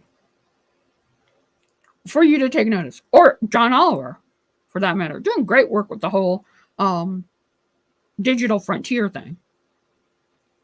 You got to grab them by the cojones, as Tara Devlin would say. Or Tara Devlin. I don't believe I just did that slip. Sarah Palin would say. So we need to understand. Kevin says, I actually, true story, I met my girlfriend through TYT. So there's that. And I, one time back in Las Vegas, when I had my radio show in Las Vegas, I interviewed Cenk Uygur. That was a blast, although I mispronounced his name and felt like a complete moron the entire time. He was totally cool about it, but I felt like an idiot. And I'm glad I don't have the tape of that audio. Yeah, TYT is really good at what they do. TYT is exceptional at what they do. We need more platforms like that on the left. Frankly, that's what I hope to achieve with this platform. Frankly, I do it a little different. I'm not as formulaic as TYT, the main show. Mainly because my ADHD does not allow me to be that formulaic. So it's not packaged the way some people package their show, and that's okay. Jeff, I wish, and I'm hoping to go in May on Jeff Waldorf's show, and talk about grooming and what's not going on with the Republican Party and or the Democratic Party. I hope to go on his show in May. We're working out the details for me to appear. I wish I could do the news the way I will go so far as to say Jeff Waldorf, and I know him personally. Jeff Waldorf is the next Walter Cronkite. I'll go so far to say that, and not because I adore him, and not because I'm friends with him, but because you can honestly get the truth from his commentary. And that's what people want to hear. People want to be able to be told the truth and be talked to and not spoken down. And the biggest problem with our media, going back to what Trumpy said, was that too many people speak down to you in our media. Chuck Todd, for instance, speaks down to you, trying to tell you he's not liberal. Well, no, he's not liberal. He's a capitalist, plain and simple. He's his spirit animal is the bull on Wall Street. Let's be honest about that. I mean, if they were more honest about it, we'd have a more willingness to believe what the media says and go from there. I mean, remember, these were the same guys who every channel was going to war in Iraq with George W. Bush. And not one of them has ever stood up and said, you know what, my bad. We did Phil Donahue wrong. Not one network has ever come out and said, you know, we really fucked Phil Donahue with his show. MSNBC, I'm looking right at you. So, to hold these networks as left-wing really pisses me off. Because they're not. They are not 1,000%. They're capitalist, corporatist adventures in mind manipulation. Oh my God, I sound like Alex Jones. Tell me I'm wrong. I'll wait. I mean, I don't think I am. The same media, MSNBC, the same channel, Rachel Maddow had a guy. I have seen the deepfake technology, and it scares the bejesus out of me. Although, in the same sense that it scares the bejesus out of me, Kevin, it makes me feel really hopeful that one day I'll just be able to sit back and do and control everything by these means. So every day we're here from 9 to noon. Then the Tom Harmon show comes on at FYNation.com. Download their new app on the Apple and the iTunes. Oh, we're on the Alexa. Hey, whatever floats your boat, Kevin. I'm not one to judge. I'm not a Republican. Okay, let me rephrase that. I am no longer a Republican. I once was an evil little bastard. In the 90s, I was a Republican. Now I am paying penance for it. So there's that. And I really, I cut my hair, and I feel like I need another haircut. My dad says he hated it. I don't know. The jury's out. Haircut? No haircut? Audience, I need your help. I feel like I got a Queen Anne thing going on with my head. And it feels really weird. Like the whole thing in my head is just like, oh my God, can we do something with it? So there's that. Um, that being said, totally off topic. Last hour to go. We got an hour left, and it kind of feel awkward going and doing a new news story before the hour, so we're not going to. We're going to stick with what we're talking about. And I'm having fun. I hope you're having fun. I hope you're engaged with the program. We are live, and we are here at FYNation.com. And if I run you off, all I could say is sorry. Didn't mean to. This travel through Tom's ADHD is not for everyone. This travel through my ADHD is not for everyone. Oh, off topic completely. This I can talk about. I wasn't able to talk about what happened this weekend because it's highly personal, and I've been told I cannot talk about it. But this I can talk about. Monday, I was not here because I had to go to a funeral. And, oh my God, it was the most fun I've ever had. Now, look, it does help to say that it was a funeral for an African American woman in her almost 90s. So she was being celebrated to the nth degree. And she was a person to celebrate. And I wish I knew what I now know about this woman, because I found out some amazing details about her that I just didn't not know. And it's always after the fact with me, which sucks. But this funeral, I have never been just so captivated. I think the closest you can come to is the Aretha Franklin funeral. And that's that. We'll be back. Stay tuned. You're listening to Nosy Liberal. Hope I'm in it. Sure. So there's no listening. We'll be right back.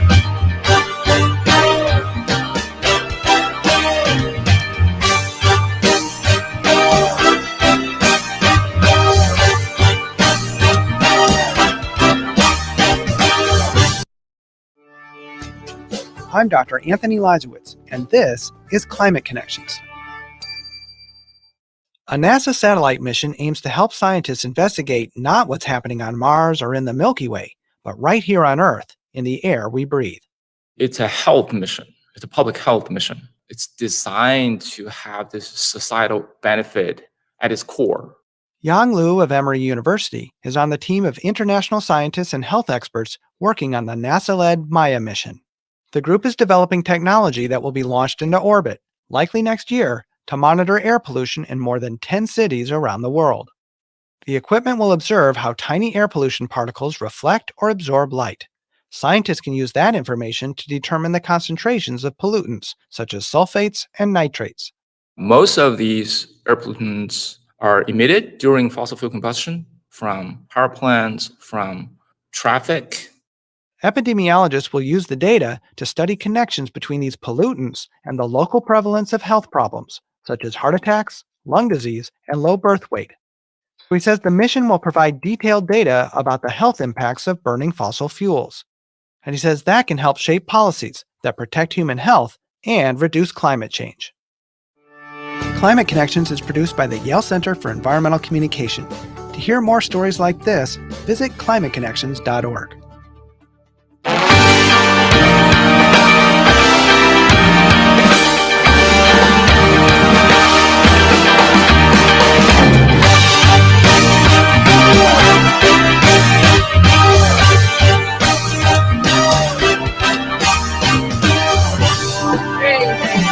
Welcome to the show. Hope you're enjoying it. Little rambling today, so not our usual straightforward story by story the way we go. I hope it's working for you. It's working for me.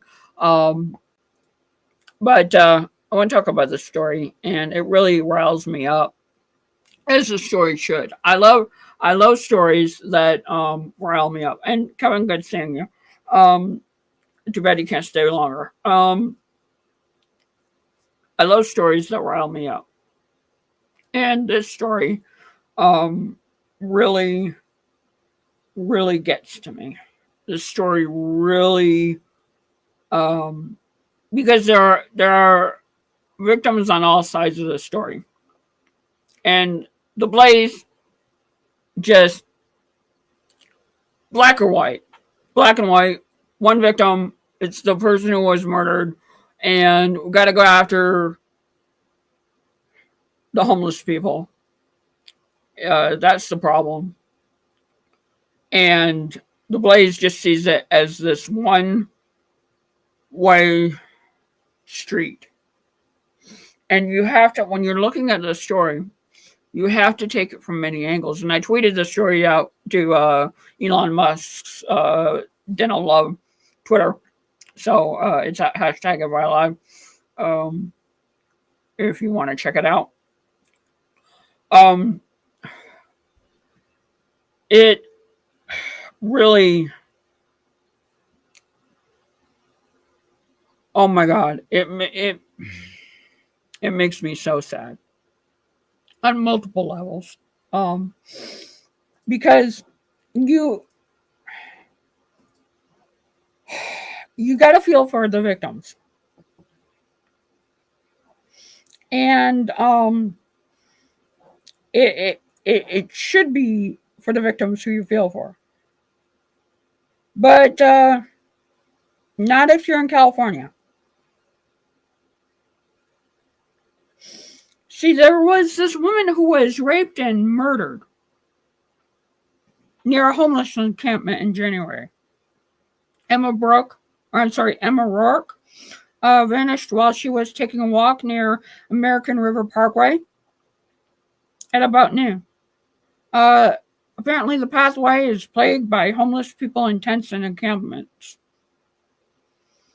Her body was later discovered and arrested Mikil Low Morgan Brawls, a 37-year-old homeless man, and charged him with murder, sodomy, rape, and just went after him because he was the alleged person who did the crime. Court documents says that the victim's father received a phone call from a man who was using her phone and said that Rands had sold it to him. Prosecutors allege that the man tied her up, sexually assaulted her, then strangled her to death. And they also said they found his DNA on the victim. Case closed, right? Right. Got him. Good for them. According to some reports, her partially nude body was found hanging from a tree near the homeless encampment. See where this is going? So we have a victim who should be mourned, and that should not be taken away. But now, because this alleged criminal, did this act and was homeless, they are going to victimize the entire homeless population as if they murdered this woman. As if they were co-conspirators in this crime. Democrat state lawmakers announced a proposal, not Republicans, that would make it easier for law enforcement to remove homeless people near parklands and other open spaces. The bill would allow them to designate some areas as special parklands that homeless people would not be allowed to inhabit.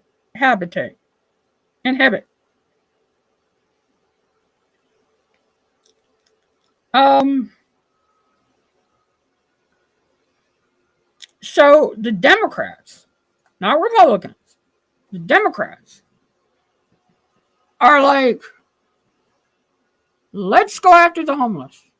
They all murdered one homeless person, allegedly, who is gonna probably go on death row, murdered this woman. One person.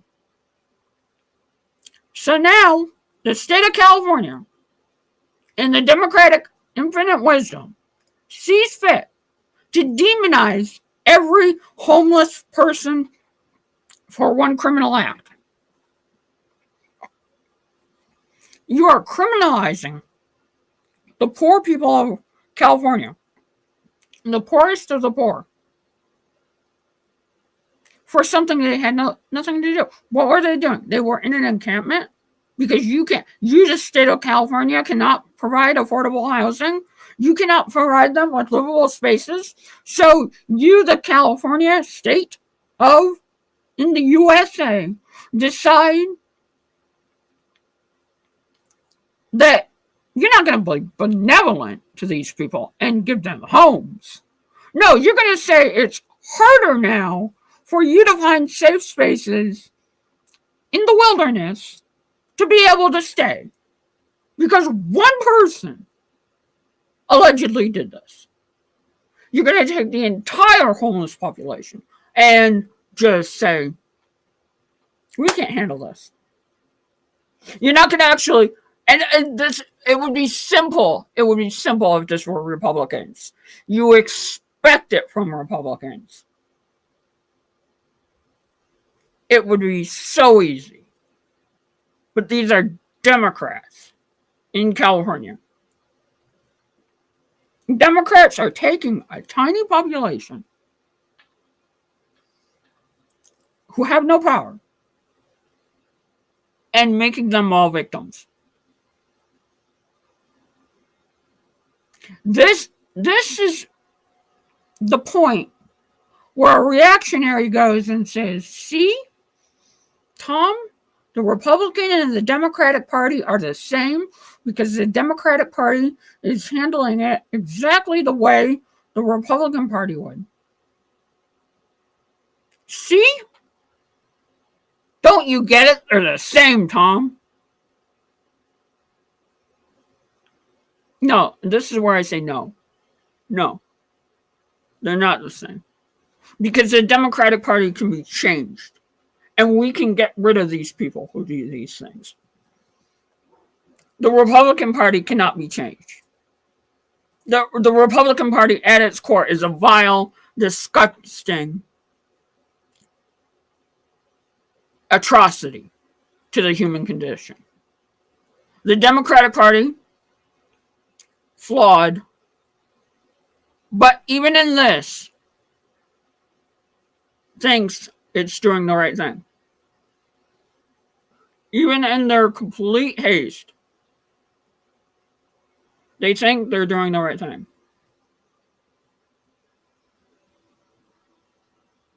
And they think they got this. They think that all of a sudden they're going to be able to fix this.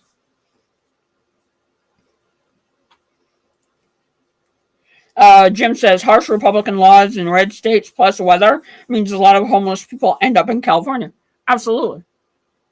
And what do we do instead of making it easier for these homeless people in California? Make it harder? No. We should make it easier for the people in California. They're American citizens. And if they're not, so what? They're human beings. Do they not deserve rights?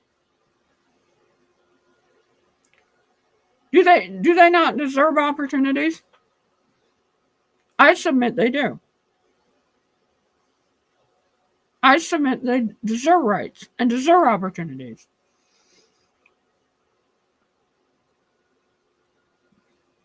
And I submit that the Democratic Party is doing the exact wrong thing. Yeah, but Jim, they always do. The red states constantly I mean, look at abortion. All these women, when Roe versus Wade, if it gets turned over, will have to go to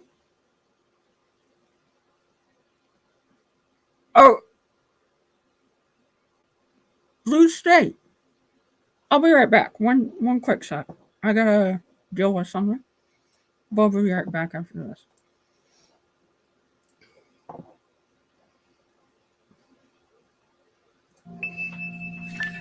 Read diverse, read indie on Insight Daily Radio. Conversations with today's most influential authors from the world of independent publishing.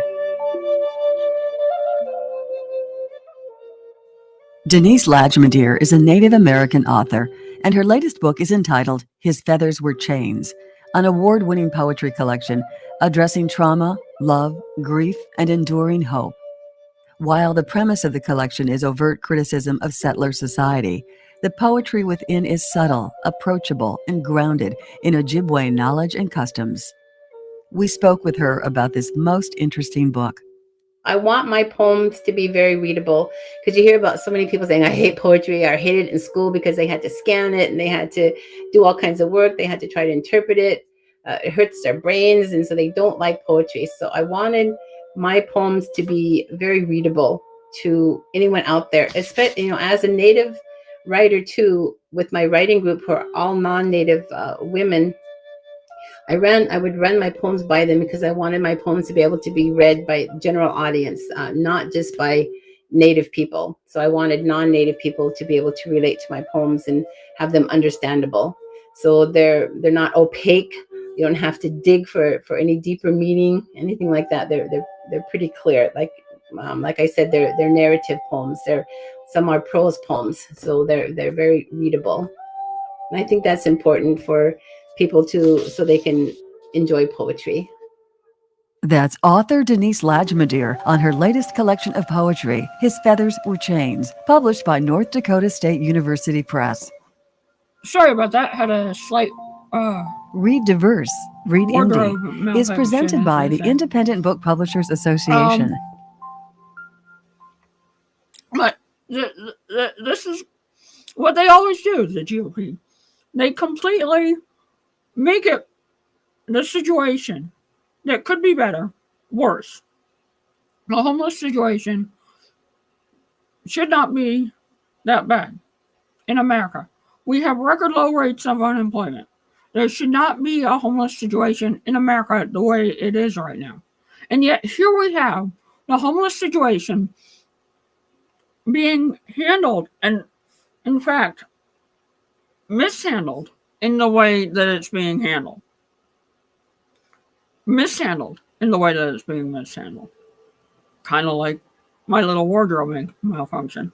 It is crazy to think that we are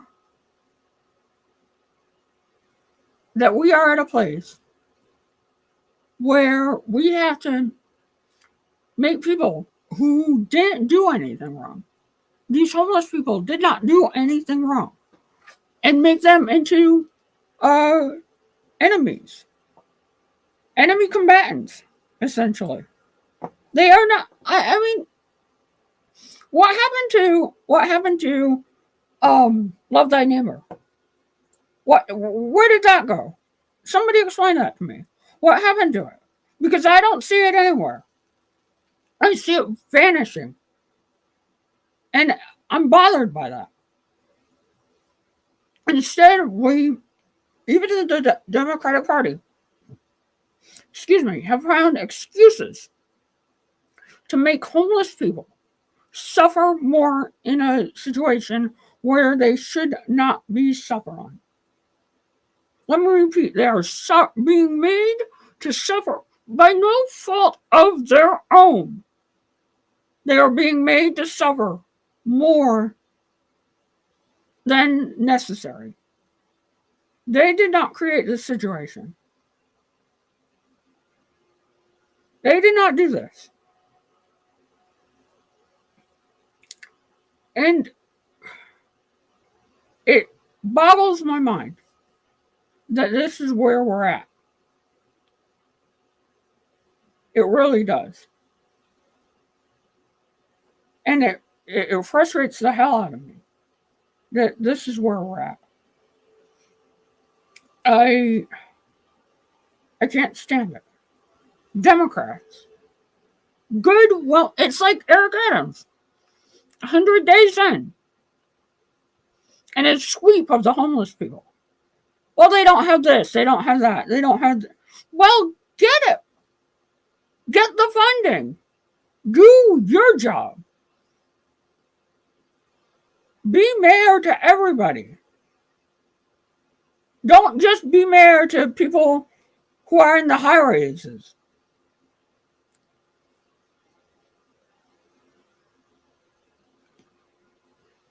Be mayor to everyone. It's not that hard.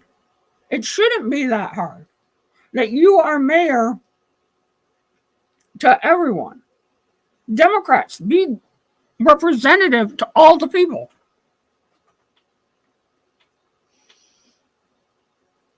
Jim says the downward spiral of inhumane government in the service of others, in the service of capitalism, rather, continues.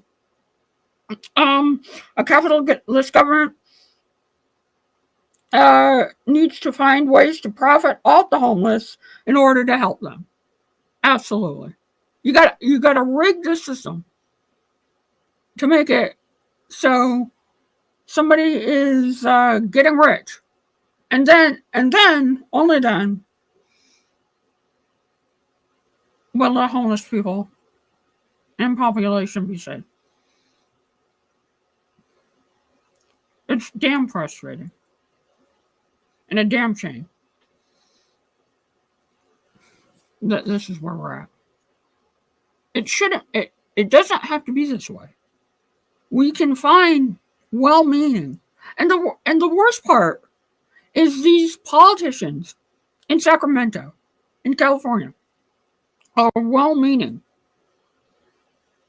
They think they're helping the homeless population. They honestly do. They think they're helping the homeless population, but instead, it's creating a disastrous situation for them,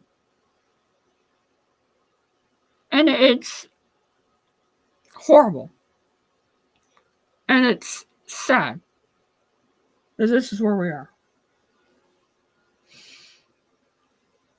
No, I gotta disagree with you. I don't think people have been taught that a better world is not possible. I think people have become so dismayed that they are not willing to do the hard work to get to a better world. So they give up. So it's a lot easier to just accept it as it is and say, no, this is impossible. We're not going to be able to do this. I think that's more right. I think you're on the right page, though. I think you're clearly on the right page, though. I wish this was more a one-on-one conversation. It should be more participatory, but we'll get there.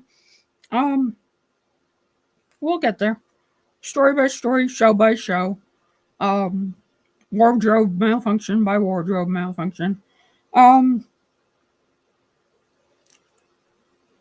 all have a wonderful cat producer like Tara Devon. That is for sure. It also sucks that I am an erratic producer. So there's that. Yes, fighting the capitalism, the church, the government combined is tiring, Jim. But that's why you need good people like you, Robin Kincaid, Jeff Waldorf. There are a good number of good people who are out there who fight the good fight. And we just gotta reinforce us and reinforce each other. Like you said, it's possible to do. Today's show should be titled The Ramble Episode, I think. a little bit of a ramble today. I think it's because the ADHD medication kicked in a little late. And I've been worried about 50 different things. And the damn microphone didn't work the way it was supposed to. So that definitely had something to do with it. So my apologies. We now know not to use that microphone ever again. So there's that. It's always fun when you're trying to make yourself not feel awkward. And all you do is, when you are doing that, you're making yourself feel more awkward. And not having a mic direct, and I want to fix this tonight, but not having a mic directly in front of me, knowing that I'm like the mic is in the computer that I'm speaking to right now, but not having it directly in front of me is totally weird, because I don't feel like I am doing it right. So I keep I'm like adjusting everything in my head and over adjusting and overcompensating. I'm like a Republican at an orgy who is just constantly over adjusting, trying to fix it, make it better, and I really don't need to if I just go with the flow, as Tara Devlin tells me to do constantly. She is an excellent guide in life to have, by the way. Tara Devlin is. Because Tara just says, get on with it, deal with it. And oh my God, I wish it were that easy sometimes. I wish that I could just press a magic button and make all the things that go in my head away, so I could give you the show that I want to give you. The show that means that's here. And with practice, I think we'll get there. We just got to get used to everything. And the participation today was great with Kevin and Matt and Jim and everybody. I love the participation. That's what I love doing this show. So there's that. But let's move to another story. Well, we still have time. We did that one. Let's see which way we're going to go with this story. This should be fun for Tom to cover. For once, Kevin McCarthy is not the dumbest man in Washington, the biggest idiot. It's a little weird saying out loud.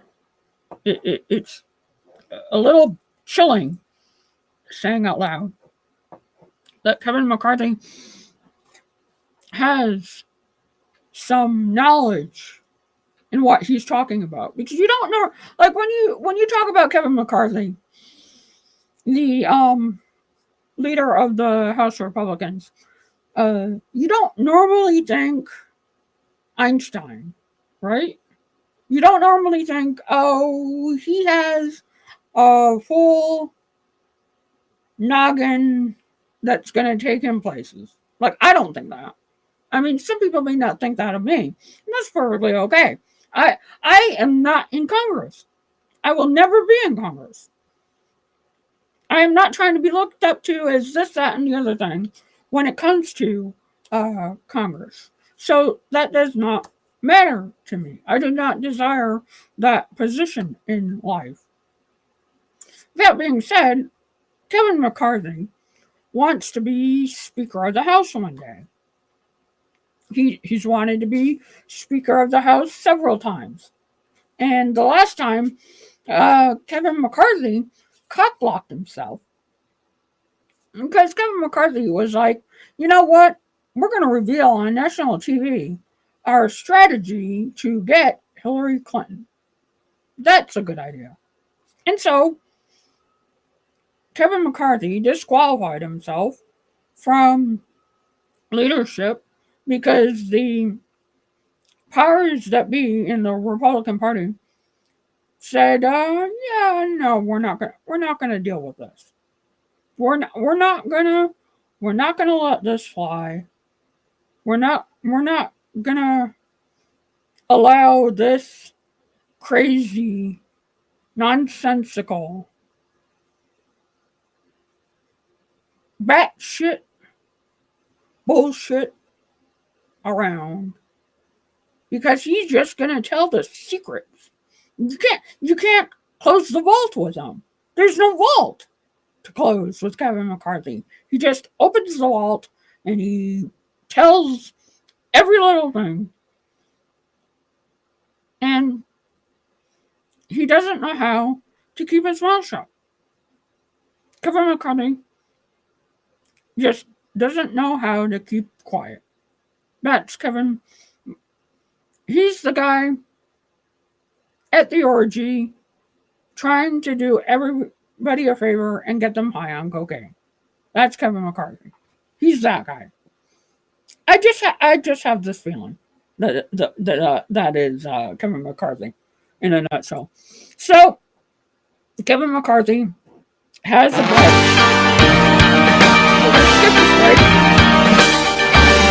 We're going to skip this break. Kevin McCarthy has a bright idea. And Kevin McCarthy is warning against impeaching President Biden. I know, right? Whoa, just hold your horses. McCarthy vowed that Republicans will focus on holding this administration accountable if they win the majority in the 2022 midterms. And he left the door open for impeachment if they find that laws were broken. One thing we learned that the Democrats did is they used impeachment for political reason, he told Maria Bartiromo. We believe in the rule of law. We're not going to pick and choose just because somebody has power. We're going to uphold the law. At any time, if someone breaks the law and the ramification becomes impeachment, we will move towards that. But we're not going to use it for political purposes. So, translation. Marjorie Taylor Greene, slow your roll. Matt Gaetz, slow your roll. I know you want to impeach this guy, but there's a process. We have to carry out the process. So we look like we're legitimately doing it. We look like we're legitimately going after him. We have to look fair. Remember Fair and Balanced? That whole Fox News bullshit? We have to look fair and balanced. Kevin McCarthy is saying, yeah, we're going to do this. But we're not gonna just impeach him willy-nilly. We're gonna make a full-blown orchestration. Is what we're gonna do. See, he's whispering in the wind again. But this time he's whispering in the wind, and not out of school, but to warn everybody. He's saying, guys, gals, non-gender conforming Republicans. Like that's the thing. I know you want to get Joe Biden. Who doesn't? Who doesn't? Everybody does. But there's a way. There's a way to do it. And we can work on that together. But we can't just willy-nilly do it now. Is what Kevin McCarthy is saying. Look, dudes and dudettes, we need a strategery to go after Joe Biden. Because If we don't have a strategy to go after Joe Biden is going to look like a victim. And we don't want Joe Biden looking like a victim. Because then he might win the election. See what he's doing? He's saying, yeah, we're going to do this damn silly thing. But we're not going to do it in this damn silly way. They're going to go after Joe Biden. They're going to go after him with Hunter Biden and all the bullshit that is there. And they're going to rally the troops against him. And what we need to do is be ready for the firing squad. Or, better yet, I know this is a new way of thinking here. Let's not make it happen. Let's make it so the Republican Party is wrong. Can we make it so the Republican Party is wrong in what they do? Can we do that by making it so they don't win an election? They're telling us right now what they want to do. The Republicans are saying, we're going to get all this money, which they've raised millions and billions of dollars, and we're going to use this money to attack Joe Biden. We're not going to give you any new laws or anything like that. That would be meaningful policy. We're not going to do that. We're going to attack a sitting president. But we're going to do it our way. The enlightened Republican way. They are handing you the blueprint of what you will get if you get a Republican in power in the Congress. If Kevin McCarthy becomes Speaker, they are saying, watch out, don't expect laws, but what you can expect and what you should expect is all this bullshit to come down the pike. I'll wait to be told I'm wrong. I don't believe I'm wrong. I think I'm absolutely right on this. They are waiting in the wings. And they are telling you, they are choreographing it for you right in front of your very eyes. They are saying, this is what we're going to do. This is how we're going to do it. Sit back, relax. We're going to make Donald Trump president. How else do you need it explained? How else can I explain it to you? Because I don't see any other way to be able to explain this to you. That the way to stop this, these degenerates, because deplorables is not, it's nice. Deplorables.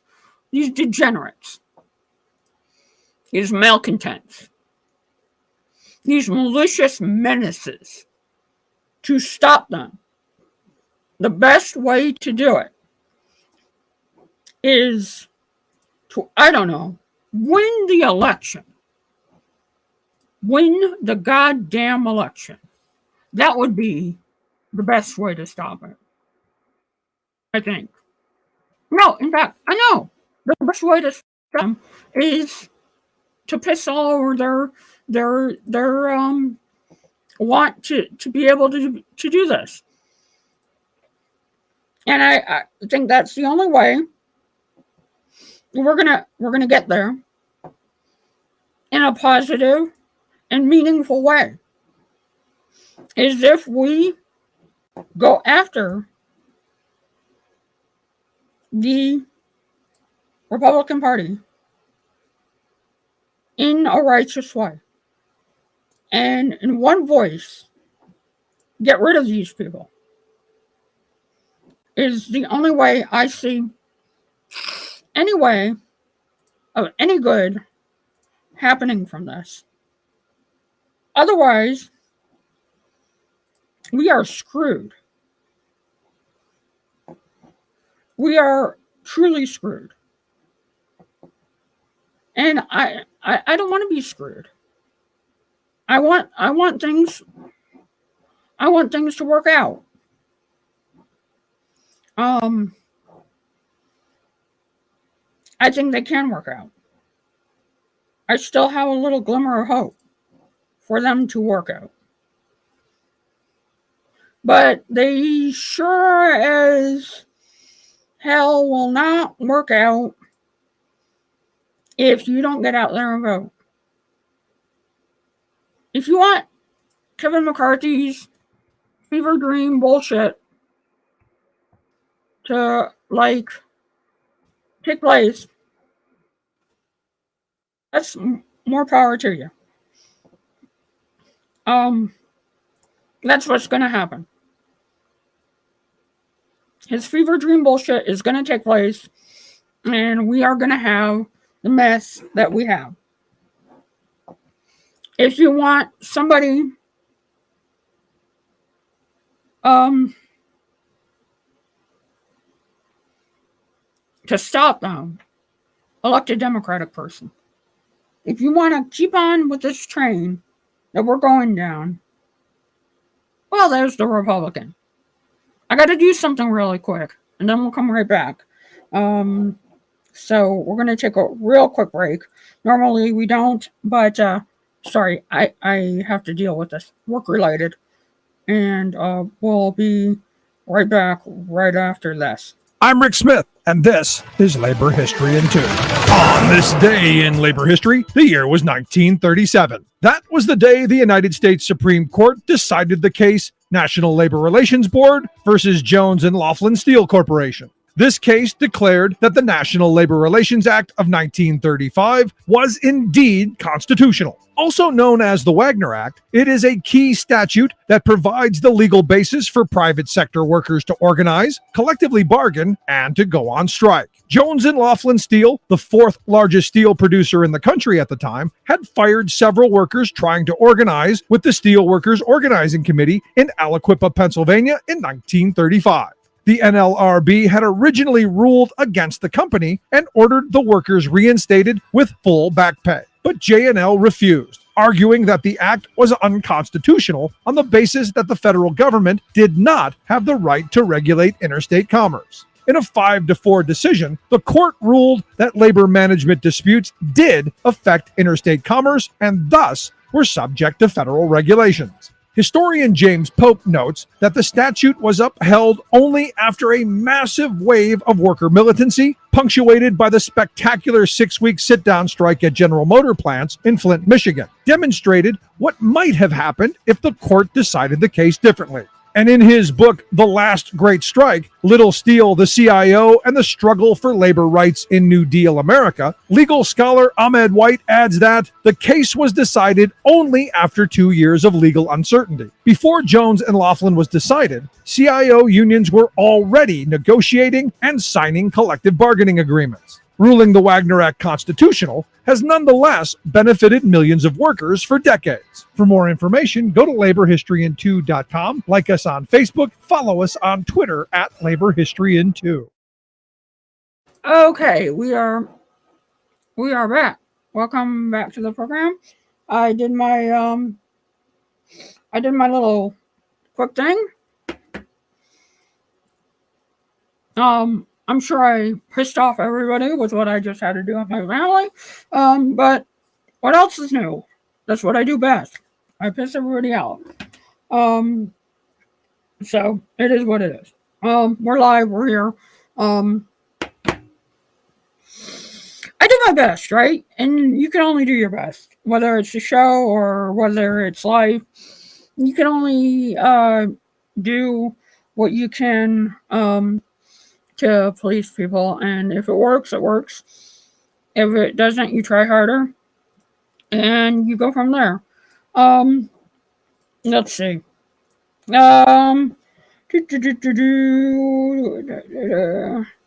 So I want to go to none of the stories that I have left. So I'm going to do this video audio tour that we haven't touched on because some of it is really good. And I want to comment on it and commentate. And it's a little past its prime. It's about a week old, but it's necessary to talk about. And it goes with today's subject. So it's important to bring up. All right? It is important to bring up. We have a president who talked about the Affordable Care Act and really thread the needle as a Democratic person can in the situation they're in. But here's the thing, right? They let's see. They didn't go all the way. This is like, let me give an analogy. This is like when you're in bed with somebody and you want them to make it special and they don't do the thing you like that really turns you on, and you still enjoyed it. It was still a good time, but it wasn't for you, right? It wasn't exactly what you wanted. And so this is Barack Obama, basically. He is going up to the plate and hitting a double when he should have hit a home run. And this is why a lot of progressives don't like Barack Obama, because he never hits the home run for progressive causes.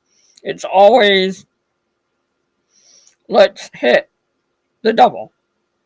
And here's Obama talking about the Affordable Care Act as being a double.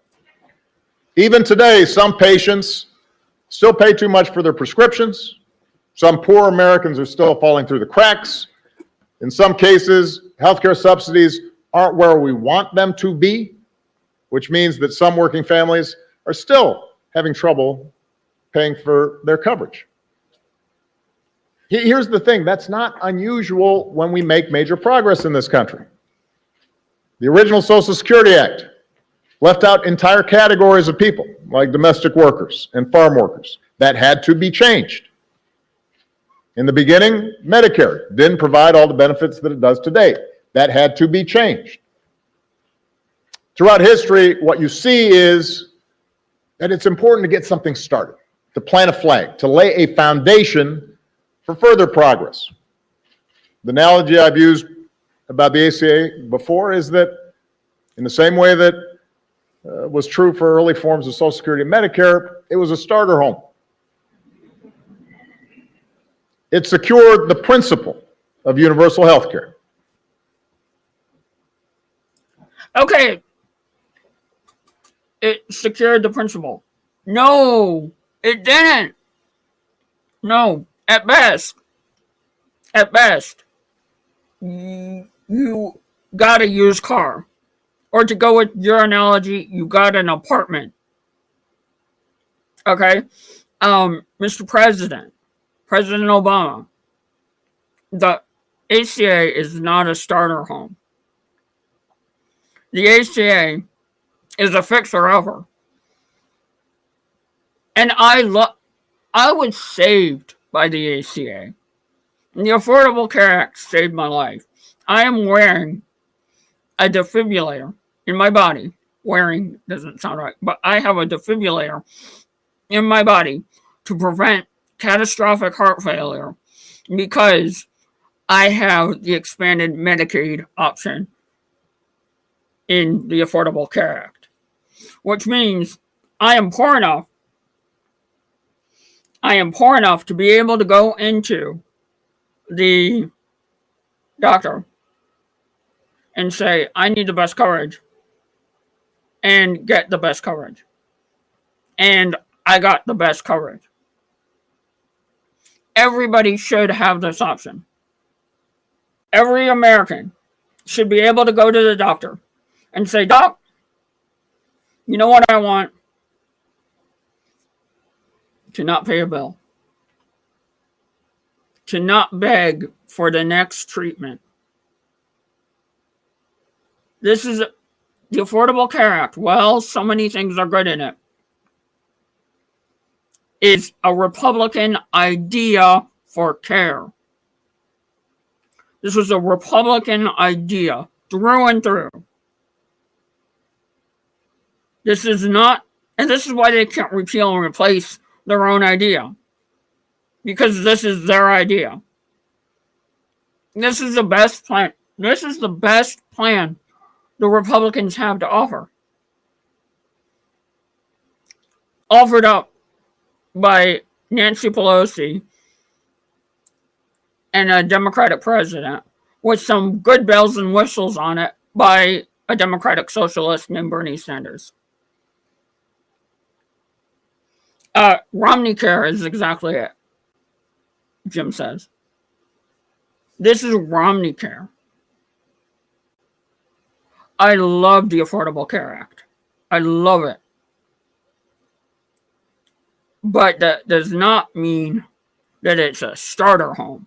It is at best a studio apartment in a high-rise that you cannot afford. If we're going to go with the president's analogy, what we want to do is become the landlord. Medicare for all, the expansion of Medicare, is becoming the landlord of our healthcare. We as Americans have a universal right to healthcare. Now, he gets to that point, but he doesn't elaborate in any of the speeches what to do next. What Joe Biden should be fighting for next. Oh, the fixes are good. The fixes are great.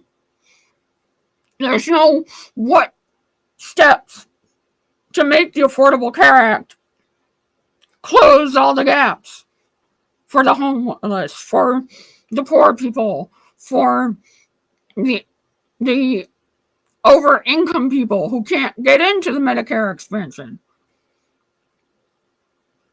There's no explanation on what any Democrat should do.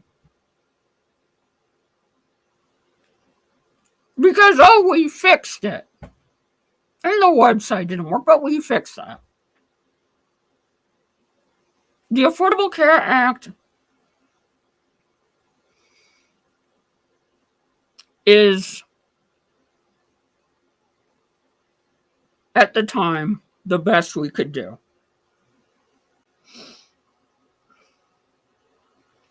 And as Jim points out, there is nowhere forward but a regressive party that holds the filibuster. And it shouldn't be, and you shouldn't talk, Jim, you shouldn't talk about the Democratic Party that way. You shouldn't talk about the Democratic Party as being a regressive party, even though they are. Because I only see the Democratic Party fighting like hell to keep the filibuster. They're fighting with Joe Manchin for the filibuster. The Republicans are like, we'll just wait. Not doing anything. Like they always do. And then complaining all the way. Whereas the Democratic Party is having an argument about something that should be settled. Every Democrat should be filibuster be gone, filibuster be gone, filibuster be gone. We have control of the House and the Senate. We want to keep control of the House and the Senate. We want to pass good laws. This is what we need to do. But instead, the regressive party, that is the Democratic Party, is literally cock-blocking itself with Joe Manchin. I don't blame Republicans on this one iota. They're too lazy. They're not doing anything. I blame the Democratic Party and the Democratic leadership. If the Democratic Party and the Democratic leadership had any, fortitude, any will whatsoever, they would get off their ass. And instead of doing nothing, they would do everything for the American people. Jim points out having control of everything and being able to do nothing is curious. No, it's the capitalistic way. Nothing fundamentally will change. Joe Biden's biggest promise. Joe Biden telegraphed us that nothing will fundamentally change. So we should take note, ladies and gentlemen, friends, and voters alike, that Joe Biden has already said, you will not get anything meaningful from us. So don't expect it. It will not come from us. He's already said that. Joe Biden has said that to the American people. Because he hasn't retracted it. He hasn't seen the light from above and had it called down upon him to say, I will take the mantle of Medicare for all. I will eliminate poverty. Blah, blah, blah, blah, blah. You pick it. Pick a Democratic Socialist or a progressive thing that Joe Manchin can come out and shout and say, I will do. The closest he's come. The closest he's come to fundamental change. The closest he's come to fundamental change is putting a black woman on the Supreme Court of the United States. And that should be applauded. It is sad that it would have to become violent in form of a revolution to get fundamental change. But probably necessary, unfortunately. And that should bother a lot of people. It should bother you, it should bother me, and it should bother everybody. I had a really great time today. I'm glad I did this. I don't really say that on this show. But all in all, wardrobe malfunction and all, I enjoyed doing the show with you today. I hope you enjoyed it too. We don't have enough time for another story. So we're not gonna focus on another story. Just to say that if you go to our Patreon at FYNation.com or patreon.com/FYNation, get it right, Tom. You could help fund us for $40 a day and get more programming out like this. We're trying desperately to hire somebody to do an 8 o'clock hour, but that might come a little later than we want.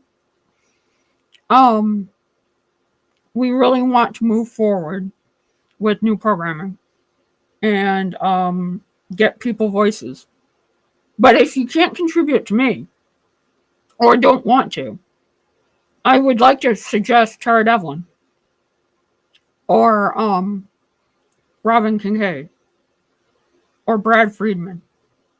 Some of the finest people we have on this network that you could contribute your time and money to and not feel like you did something wrong. So if you want to spend some time and money with a progressive, that is definitely the person to do it. You will not be disappointed spending any of your time and money with Tara Devlin. So there's that. It is what it is. This has been the Nosy Liberal. I'm going to head out 5 minutes earlier than usual. I want to thank you guys for listening. You will be back tomorrow live at 9 o'clock. And stay safe, everybody. See y'all later, everybody. Thanks again, everybody.